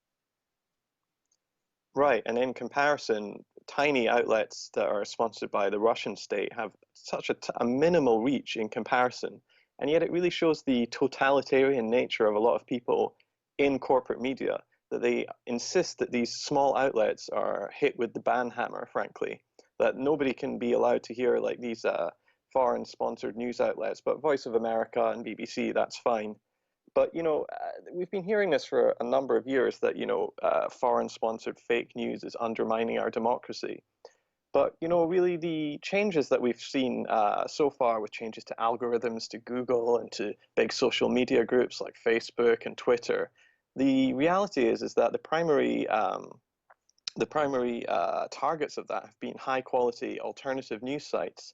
So we've seen really good quality news sites like Democracy Now!, The Intercept, Common Dreams, Mint Press News, getting absolutely hammered by these new changes. And I think that was really the point in the first place. It was the tightening of control over the means of communication. The internet had given us a chance to kind of find different ideas, alternative opinions, source out news from other places in the world. But this hysteria over, say, Russia or China infiltrating the United States, I think this is really the real cause behind this manufactured crisis. Yeah, it's so bizarre. I mean, especially after the last election, it was almost as if the establishment class didn't necessarily get the candidate they wanted, and they were looking for all of the devices and all of the opportunities that other candidates, be it Trump, be it somebody like Sanders, was exploiting. And they seemed to take the position to stop those sources, or at the very least curtail or put the fear of God in those sources for putting out information that may go against their narrative. This seems massively dangerous to me, especially from a country that's supposed to have somewhat of a First Amendment and prides itself on being able to make its positions known and arguments felt. Yeah, I mean, the fake news crisis really had great utility for all sorts of parts of the establishment. For the Hillary Clinton wing of the Democrats, it was an excuse, not for any sort of self-reflection, certainly not to cede any ground to the Sergeant Sanders wing of the party. They could say, no, listen, it was Russian ads that lost us the election. It wasn't that we ran a bad campaign with a bad presidential candidate. We didn't look to campaign properly in Michigan and Wisconsin, key swing states. We didn't give voters anything. No, it was a foreign actor. We don't need to look at that. The national security state also loves this. We've seen increases in defense spending. We've seen the arrival of a new big bad enemy in Russia and now increasingly China. And then, of course, big media love it as well. They get a huge ratings boost. And they also get to present themselves as these highly credible keepers of facts. Whereas, the stuff you read on the internet is completely outrageous and untrustworthy. But everything you read in, say, the Washington Post must be true. Completely true. We have a caller on the line, and we have a few comments. Judas Priest, notice bookie odds for sure to show Mike at 9-5. Looks like the book is assuming that Bloomberg might not show. That's interesting. Already in Vegas, taking bets. They're taking bets on whether or not Bloomberg is going to show. That's interesting. It would be shocking if Bloomberg does not get on that stage. Tonight. They're talking about tonight. It'd be fun to take prop bets, like a little bets along the way for the debate tonight. Who gets to talk first? Who gets to talk last? Which person asked the dumbest question? Chuck Todd, I'm already putting my money on you. My guy, come through, Chuck Todd. Give me that money. That's too easy of a bet, man. You can't. Yeah, that's too easy. It'd be fun to find little prop bets. Yeah. Does somebody wear Tom Steyer's tie as a shout out to him since he's no longer going to be on stage tonight? The little plaid tie. Yeah. I want to know stuff like that. That's what we should be betting on. I want to get to our caller here. I'm extremely excited, Jamal, to introduce you to Keith. Keith is somebody who called in consistently to by any means necessary over the years. Greatly appreciate him coming over and listening to Political Misfits, one of the smartest people, smartest callers we had on. So, Keith, it's a honor that you'd call into Political Misfits here on Radio Sputnik. Well, thank you for giving some shout out to your callers. But you guys are the real heavy lifters here. We're just people trying to put one brick into the wall to build this resistance. And he's humble, Jamar. Another brick into the wall. There That's right, Pink Floyd. Well, real quickly, we know that some of the candidates, for example, Biden, on occasion, has had fundraisers hosted by MSNBC executives. Yep. It's insidious. And we know that if Bloomberg is spending upwards of $700 million, I've lost track, that is a surge in profits that they haven't ever seen the likes of. So we have to understand that he will be treated with kid gloves from the moderators. They're not going to come after him the way they did Bernie over the question of whether a woman could be president. They would be terrified. So he will sit there immune from any punches below the belt. I'll leave it at that. Keith, thank you so much for the call. Greatly appreciate it. Maybe. So the moderators, maybe. I mean, the issue is the candidates, at least in my head. I think the candidates are going to be looking for I think they're thirsty. I think the candidates are looking, many of these campaigns are in a situation where they think they're do or die. They're at their last rope. And in doing so, Bloomberg is the guy who's taking the stage that's eating their lunch. So whether they try to use kid gloves in order to deal with Bloomberg or not, I get a feeling that the campaigns are probably going to be somewhat aggressive towards him. At least that's my thought. Yeah. We're going to take a quick break here on Radio Sputnik. This is Political Misfits. We're going to be talking a little bit about the fallout from Brexit. It did happen, people. I know we waited 3 years for it to happen. It's been quite quiet on the other side of the pond. We have some new guidelines on immigration that we want to touch and talk about before we get to UFOs, Jamarl, later in the show. We'll take a quick break. We'll be back with more live in Washington, D.C. We're back after this.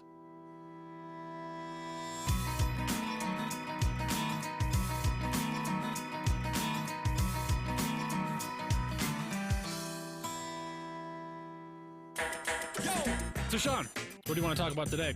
Well, Bob, that's easy. I want to talk about the need to stop the development of self-driving cars. Again, Sean, you're driving me nuts. I think the self-driving car thing's already out of the gate. No.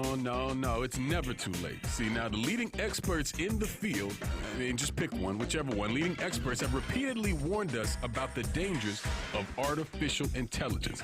Look, I'm telling you, man, we have to stop the robots by any means necessary. I see what you did there. Yep. Tune into our show By Any Means Necessary daily from 2 to 4 p.m. Eastern Time on Radio Sputnik. And don't forget to call in at 3:20 p.m. to our studio number 202-521-1320.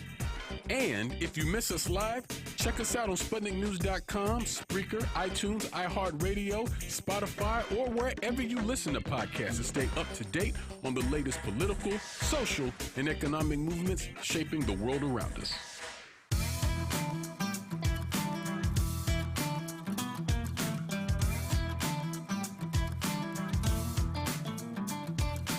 Welcome back to Political Misfits, where we are not afraid to go against the grain. We'll be doing this daily from 12 to 2 p.m. Eastern Standard Time. Thank you for listening. Brand new show. Give us a call, 202-521-1320. Introduce yourselves. Tell us what's on your mind. We've been talking a lot about U.S. domestic politics. We did talk a little bit about Julian Assange earlier. We want to head back to United Kingdom here to talk about the latest immigration proposals in the United Kingdom after the Brexit decision was made and the United Kingdom left the European Union. To continue our conversation, we're joined by author and media critic Alan MacLeod, a member of the Glasgow Media Group. Alan, thank you for continuing with us here. Brexit is now in effect, and Boris Johnson's government is looking to reform its immigration policies and is proposing a new Australian-style points system. Points basically add up into whether or not you can be welcomed into the country from out of the country. So you get X amount of points if you can speak English, for example, if you have a higher degree, if you have a job offer, how much money you'll be making at that job, and if your new job is in a field in which there is a shortage. Those points must equal 70 is which the proposal, and you can look online to see how the points are broken up. It's 10 points if you can speak English, for example. X amount of points allows you into the country. Much of these new laws will target those living in Eastern Europe, and many industry leaders immediately accuse the government of an assault on the economy, warning of disastrous consequences with job losses and closures in factories and the high street. The percentage of workers in the UK who come from European countries, for example, 21% of workers in the UK are low-skilled factory and construction workers. 21% of those come from EU countries. 17% of the United Kingdom's economy labor in factory and machine operators is 17% from EU countries, and 13% of workers in the food preparation and other skilled trades come from European countries. So this is a significant percentage of each of these major industries. You're going to lose 21% potentially of your low-skilled factory and construction workers. Alan, it's been a few weeks here now. You're no longer part of the European Union.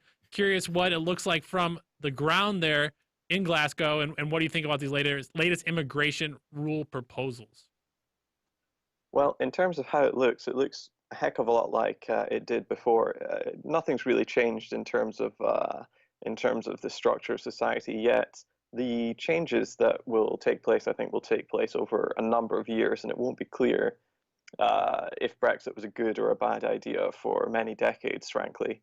The Conservatives have said that this new immigration point-style system, which essentially is just going to allow quite rich, quite well-educated English-speaking people to come to the country.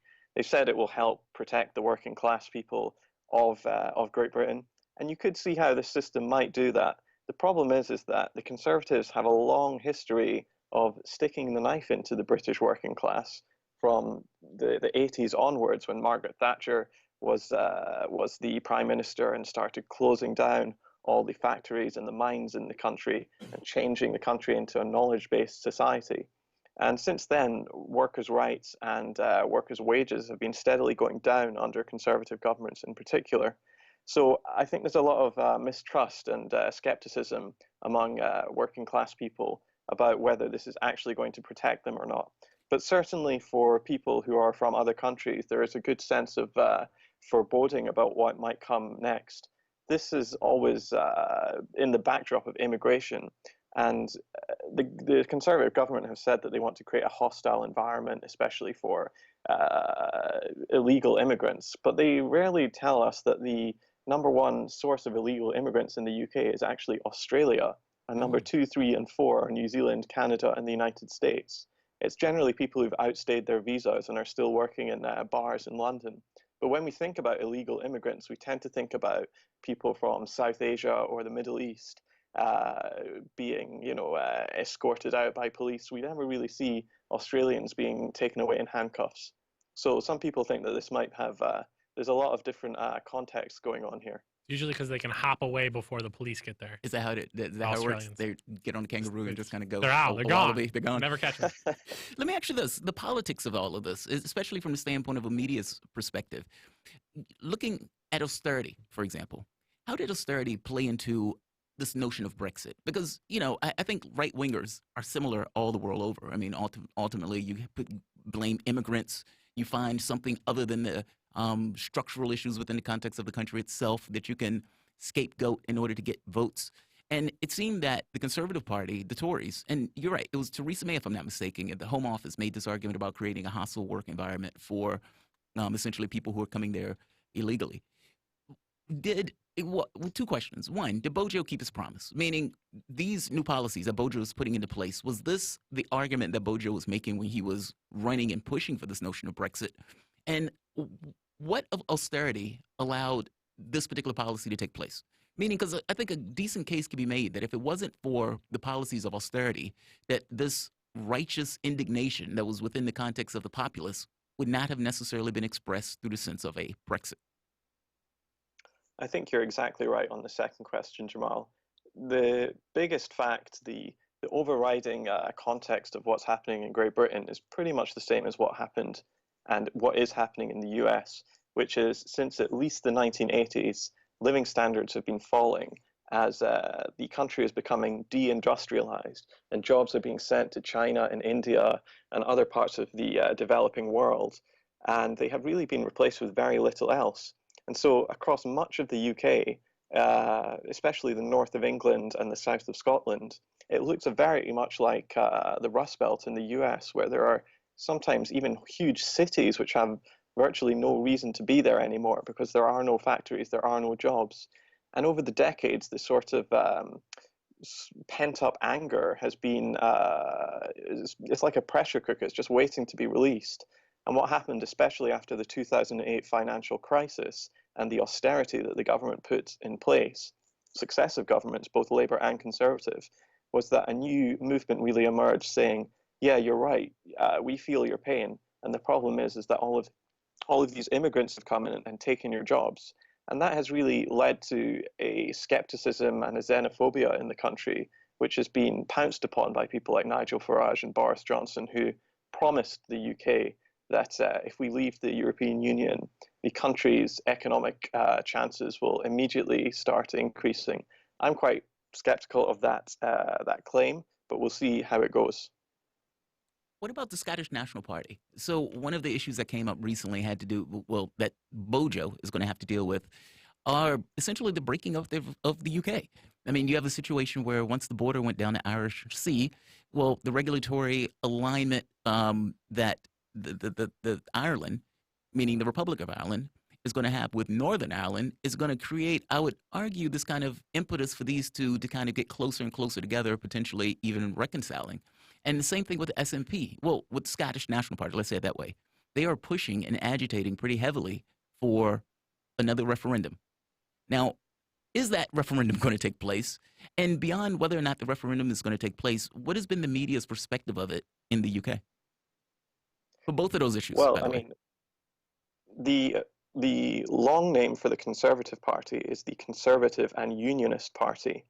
And Boris Johnson liked to talk about himself as a one-nation conservative. It's looking more and more like that one nation is going to be distinctly smaller than what it was just a few years ago. As you said, there's now a majority of people in Northern Ireland favour amalgamation with the Southern Ireland. We've seen Sinn Féin come to power just recently in the Republic, and Sinn Féin doing very well in the North.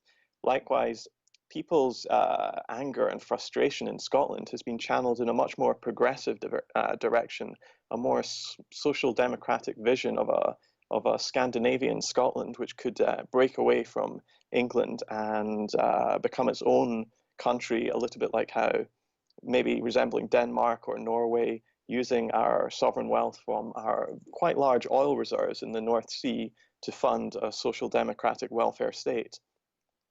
Whether the independence vote goes ahead, I'm not sure how Boris Johnson would be able to really stop that unless they really wanted to go down a Spain-Catalonia situation where they would probably have to start, sending the police in, starting to arrest SNP officials. I think that could really hasten the breakup of the United Kingdom, but it might come regardless, because again, in Scotland, we now have a majority of people favouring independence. So if the vote happened tomorrow, it would be likely that Scotland would vote for independence.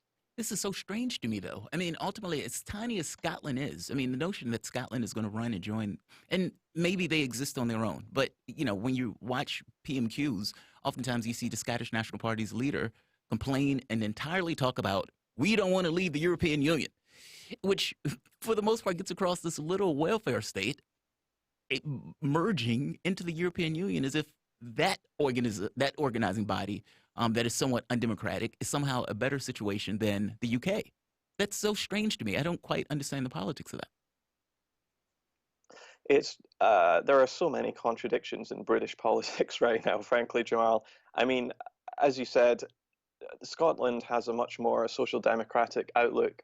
They want to, keep the welfare state going.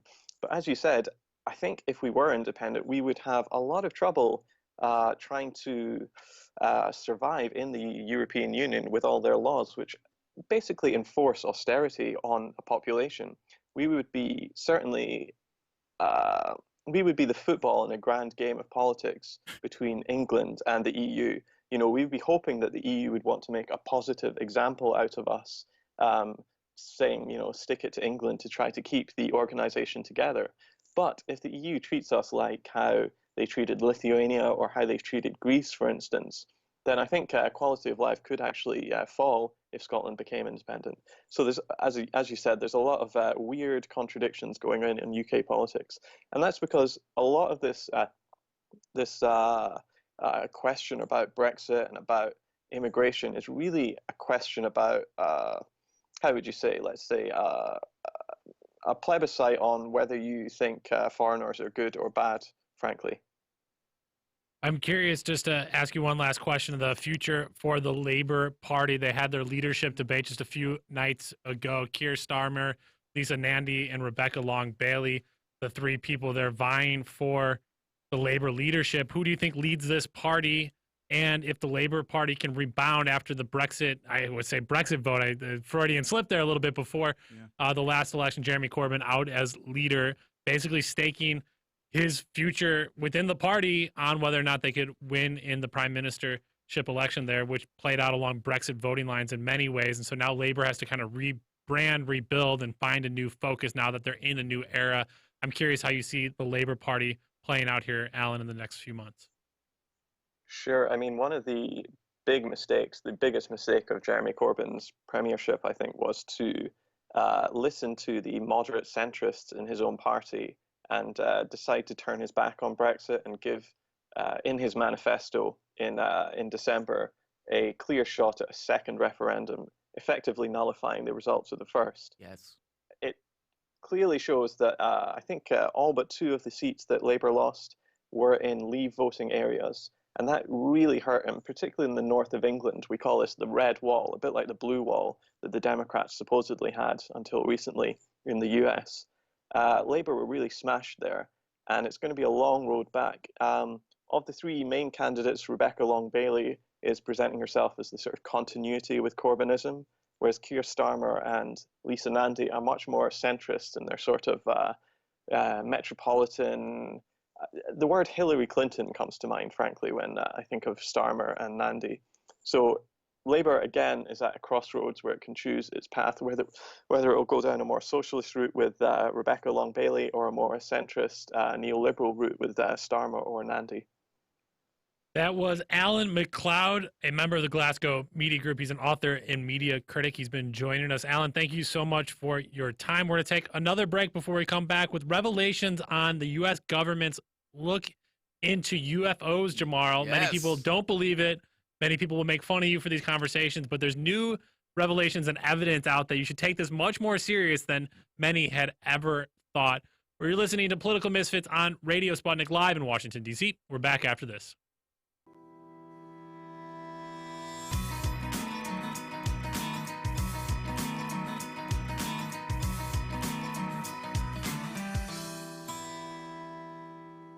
We are talking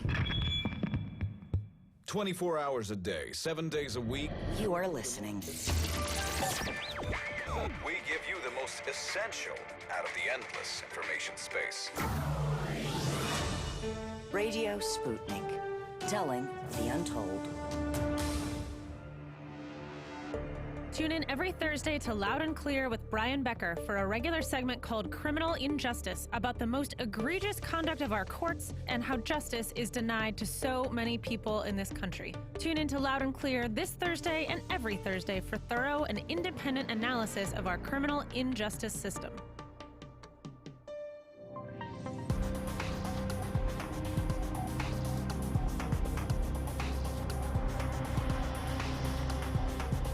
Welcome back to Political Misfits on Radio Sputnik, where we bring you news, politics, and culture without the red and blue treatment.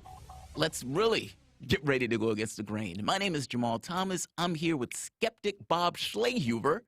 Maybe. I like skeptic. Skeptic's better than cynical, I think. A lot of people have told me not to be cynical. Yeah, be cynical. skeptic. Yeah, don't be a Skeptic's cynic. good. But I would say a plausible skeptic. There we go. Bob Schlehuber. We have lots to cover on this particular latest story. You can always call in and tweet.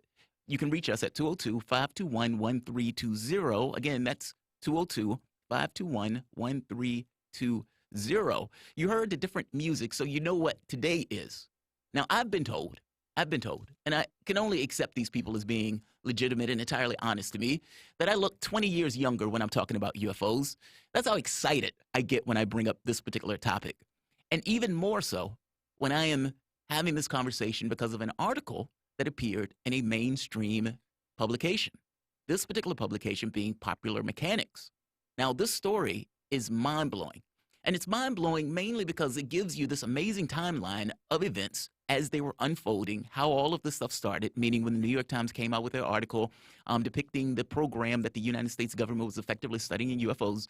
Then you had the pilots come out who started doing interviews on the videos that were being released, meaning the Tic Tac, the Nimitz, Fravor, the gentleman who was flying during 9/11 to keep this country safe, comes out, started doing interviews, making the point of saying, yes, I was watching this particular craft for minutes. I was above it. I had a great view of this particular craft. I know what I saw. And then you have articles, publications. You have Luis Elizondo, the gentleman who was running the ATIP program, going on CNN and doing a media tour.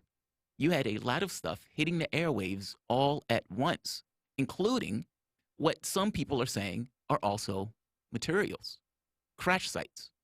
The Popular Mechanics article is extensive, and it goes into all of this stuff, trying to put this stuff in some level of context. I would argue that this is one of the best explanations of this particular issue that has come out since maybe that New York Times piece. In December 16, 2017, the New York Times releases a groundbreaking article disclosing the Pentagon secretly funded research into UFOs through a program called ATIP. Over the next few years, we got pilots speaking on the press encounters, video released through the Pentagon's depicting UFO engagements, research papers on exotic physics, including biological effects of engagement with UFOs, and yes, like I said before, materials. Popular Mechanics says, quote, "The evidence collected here overwhelmingly suggests the government was indeed studying UFOs and not, as the Pentagon has said, investigating foreign advanced aerospace weapon systems applications with future technology projections over the next 40 years and to create a center of expertise on advanced aerospace technologies." Now, you must understand why this was being used in this way, and there's a few things that people who pay attention to the UFO stuff understand that's taking place. One, you have the two-step.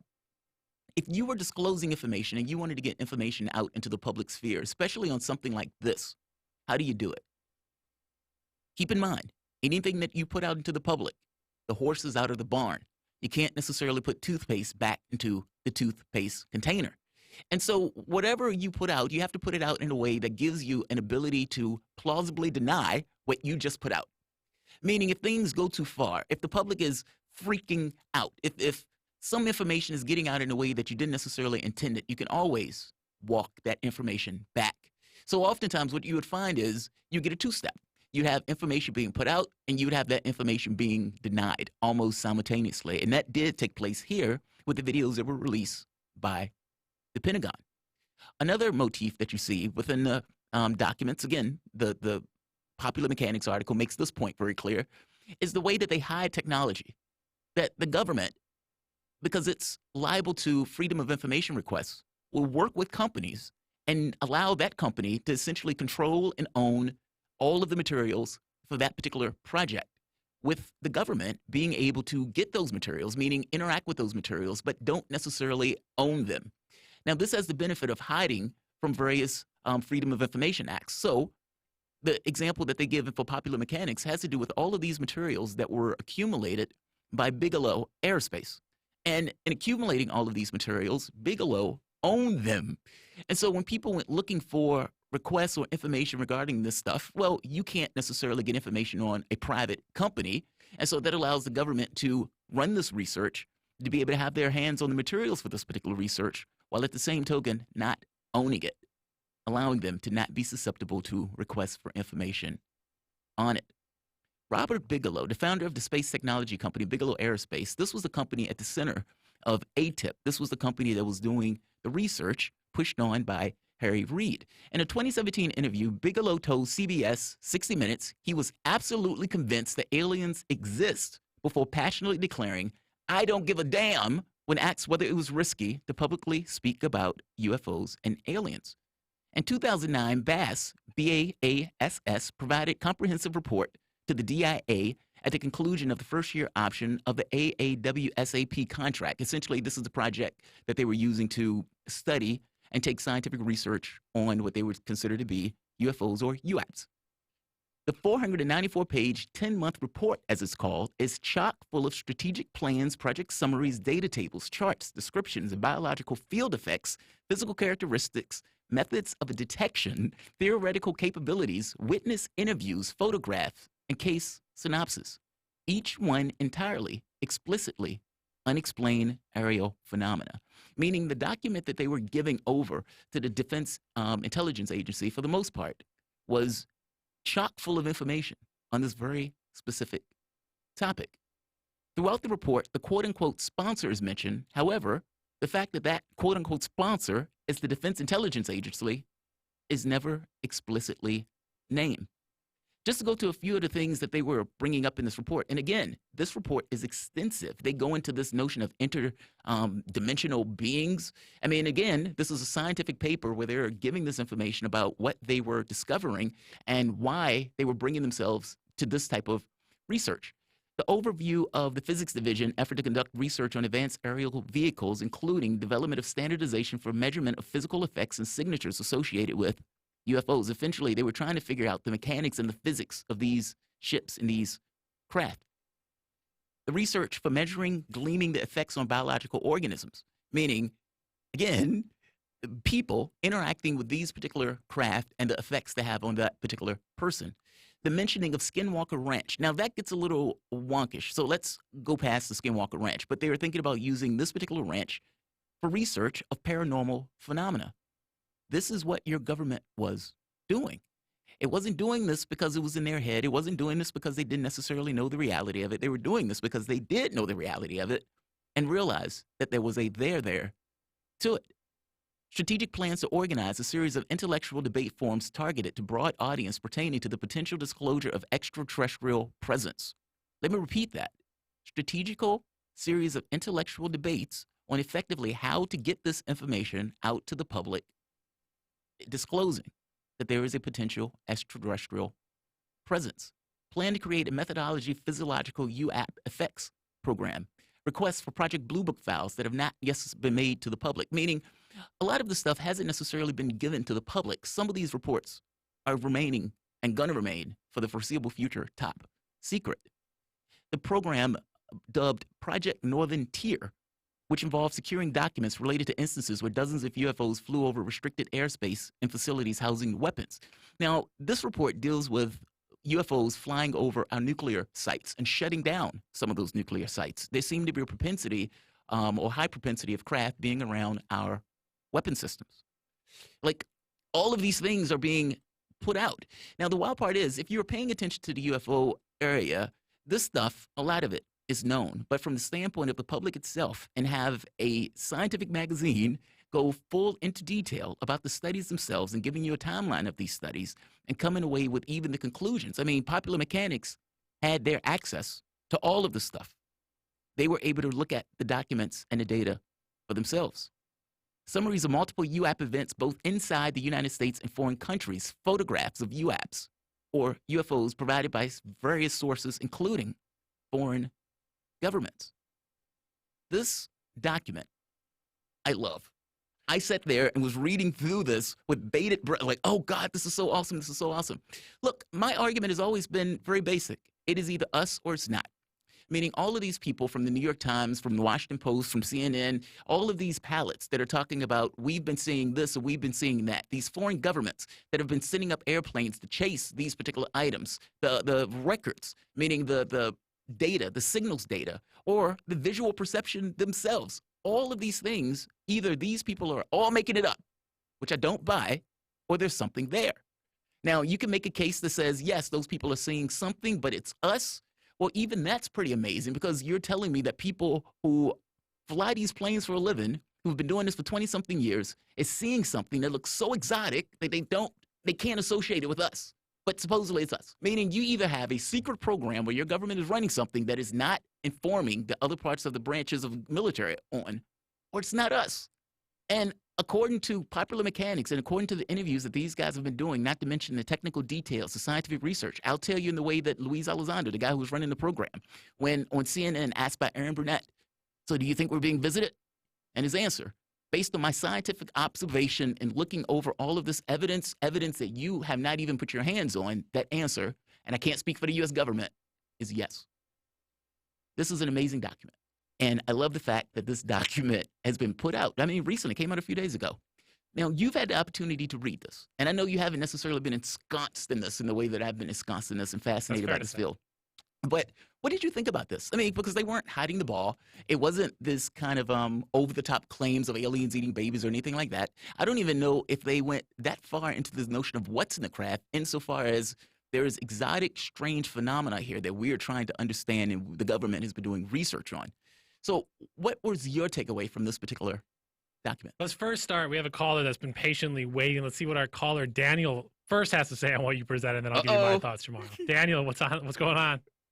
Well, I've gone down the UFO rabbit hole, and my conclusion with anything with the UFO phenomenon is that when you investigate it, it will look back at you, and you will never get to the bottom of it. Well, that may be true. I mean, the look back at you thing gives people the impression that let's Skinwalker Ranch, for example. That's one of the items that we're talking about in Popular Mechanics. And this was one of the things that, for the most part, got the DIA interested in this notion of this kind of paranormal phenomena, because they were finding that this was a great laboratory to try to understand just oddities, like this kind of phenomenology.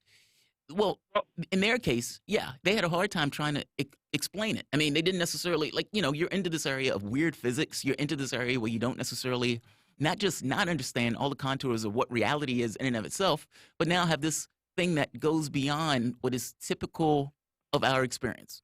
And so, I think it's a good tactic for them to try to, at the very least, start to study it. I mean, you have to start somewhere, even if they can't necessarily understand it right off the bat. At some point, nobody understood magnetism. At some point, people didn't understand electricity or gravity. And you start somewhere. Go ahead, Daniel. But what you're leaving out about the Skinwalker Ranch is that whatever that intelligence was on the Skinwalker Ranch pretty much avoided every detection equipment they had. Yes. That they put out there. And that's what skeptics don't understand. It's like there is physical proof that happens all the time, and they collected a lot of that physical proof there.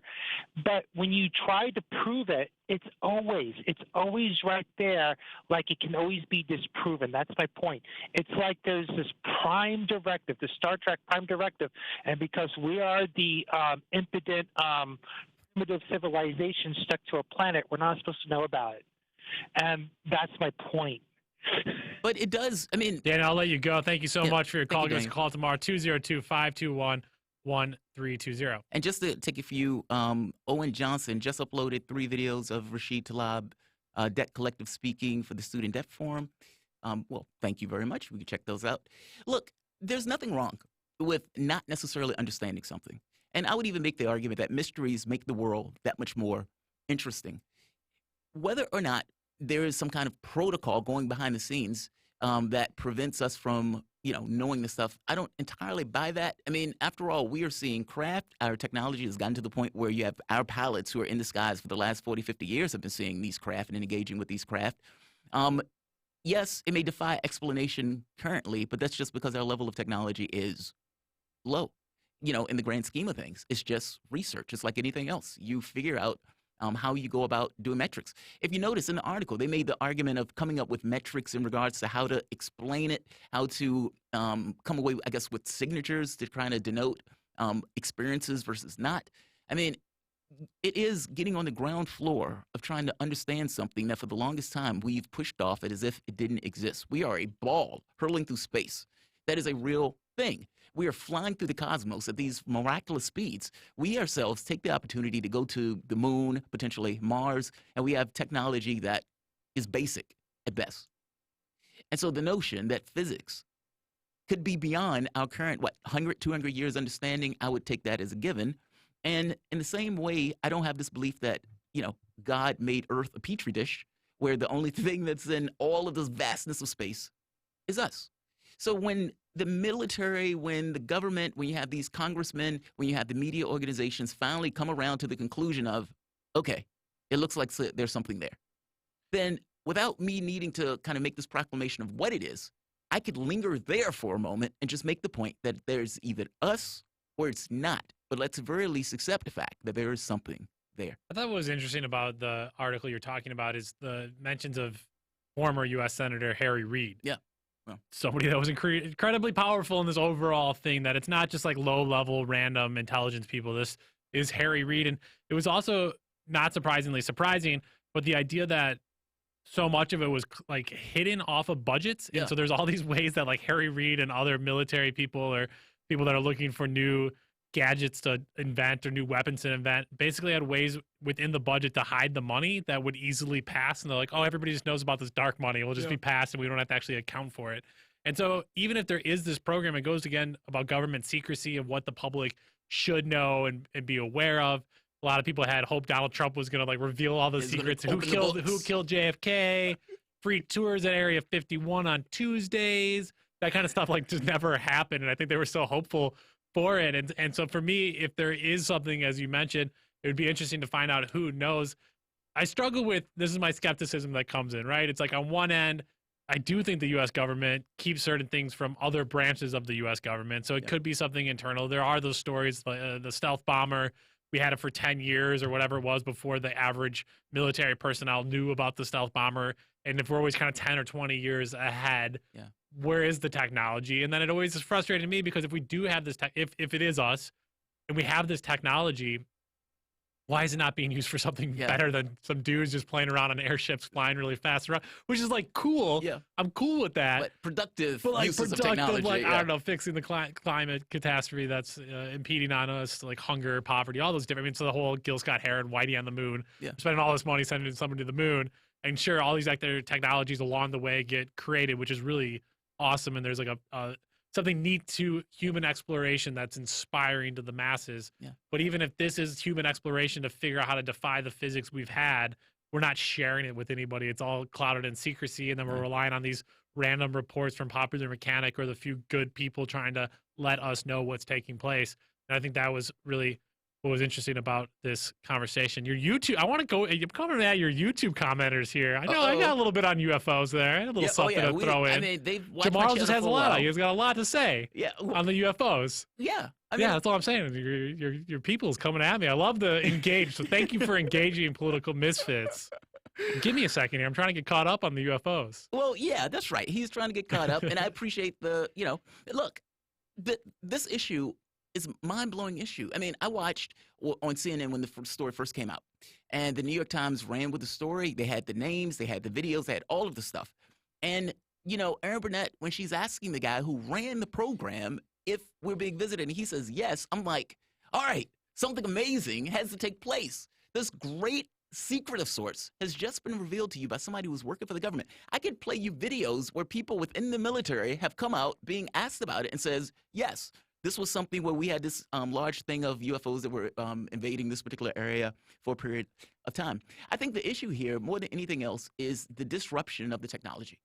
So think of what the internet did from the standpoint of just the way we interact with each other and the disruption level associated with it. What happens when oil and gas ends up being non-existent? I mean, if a ship got here, it didn't get here by petrol, it wasn't Exxon filling the tank. What is the technology that these guys are potentially talking about? The strange physics. I mean, even the requests that were sent to the military from our Congress members who was making this point of, in order for this to be legit, there needs to be certain physics, and what do you know about the weird physics associated with this stuff? The catch becomes, does that fundamentally transform this society almost overnight? And is that transformation so disruptive that it's a hindrance to actually any level of positive change? I mean, think of the technology that may take place from the standpoint of dirty bomb. What if it's not just nuclear power in the way that we would typically think of power? What if it's a whole nother process? And even from the standpoint of the ships, we don't know if there's an inflection point where you get to a certain level of technology and something else becomes clear that looks fundamentally different than what our current technology is. Like, all of these things are in the dark. And maybe that's kind of the problem with it all being in the dark. It's like an X Factor or an X-Files of sorts. You have people who come out of the shadows and reveal this information, but it's like a surface level of it that piques interest and makes people like, oh my God, that's fascinating. By the same token, the reaction that I would expect from something like this is not as hysterical that I would have expected. I mean, this is a massive, massive thing that we are, for the most part, being told is true. Yeah. Something that for the last 50, 60 years doesn't exist. Oh my God. Not only does it exist, they've been studying it for decades. Yeah, to come back full circle, the Nevada debates are tonight, and one debate performance that once mentioned UFOs, Dennis Kucinich. That's right. In many, there was other reasons his campaign fell apart after that, but did not play well in the media, was a laughingstock. Do you think UFOs in this report are brought up tonight in Nevada? No. Area 51 in the backyard, Jamal. How do they deny it? No, of course it's not. Oh, that's a good point. Of course it's not going to get brought up. I want somebody in an alien mask or someone to jump up and say, did you read Popular Mechanics? And just starts waving the magazine. Or the New York Times or the Washington Post or CNN. Like, do you read any of these magazines? No, it's not going to come up. They've asked Trump about this on multiple occasions. your favorite person, Mr. Oblivious, Chuck Todd, even dropped it on Trump, asking him, what do you know about this? And Trump says, I've been briefed. He says, I trust my palates, even though I don't necessarily buy into this. It's like, well, how can you trust your palates? Your palates are telling you this is real. It's that type of thing. Also, why did Trump have to get briefed twice? Even that gets a little weird. But well, that's why, because he didn't remember anything they said the first time around. Yeah, I think that was beyond the UFOs, Jamar. That's our show for today. You've been listening to Political Misfits. Alan McLeod, thank you so much for joining us. Several of our callers, Keith, all of those on the Political Misfits YouTube page there, shared with the Progressive Soapbox. Tell your friends, tell your family to tune in and listen to us daily. You can always call us 202-521-1320. Great content after our show here, By Any Means Necessary, is up after a short break. And a big thank you as well to Taylor Hudak and our production team, Dimitri, Ryan, and Michelle in the booth. I'm Bob Schlaber here with Jamal Thomas. Political Misfits, we're back tomorrow.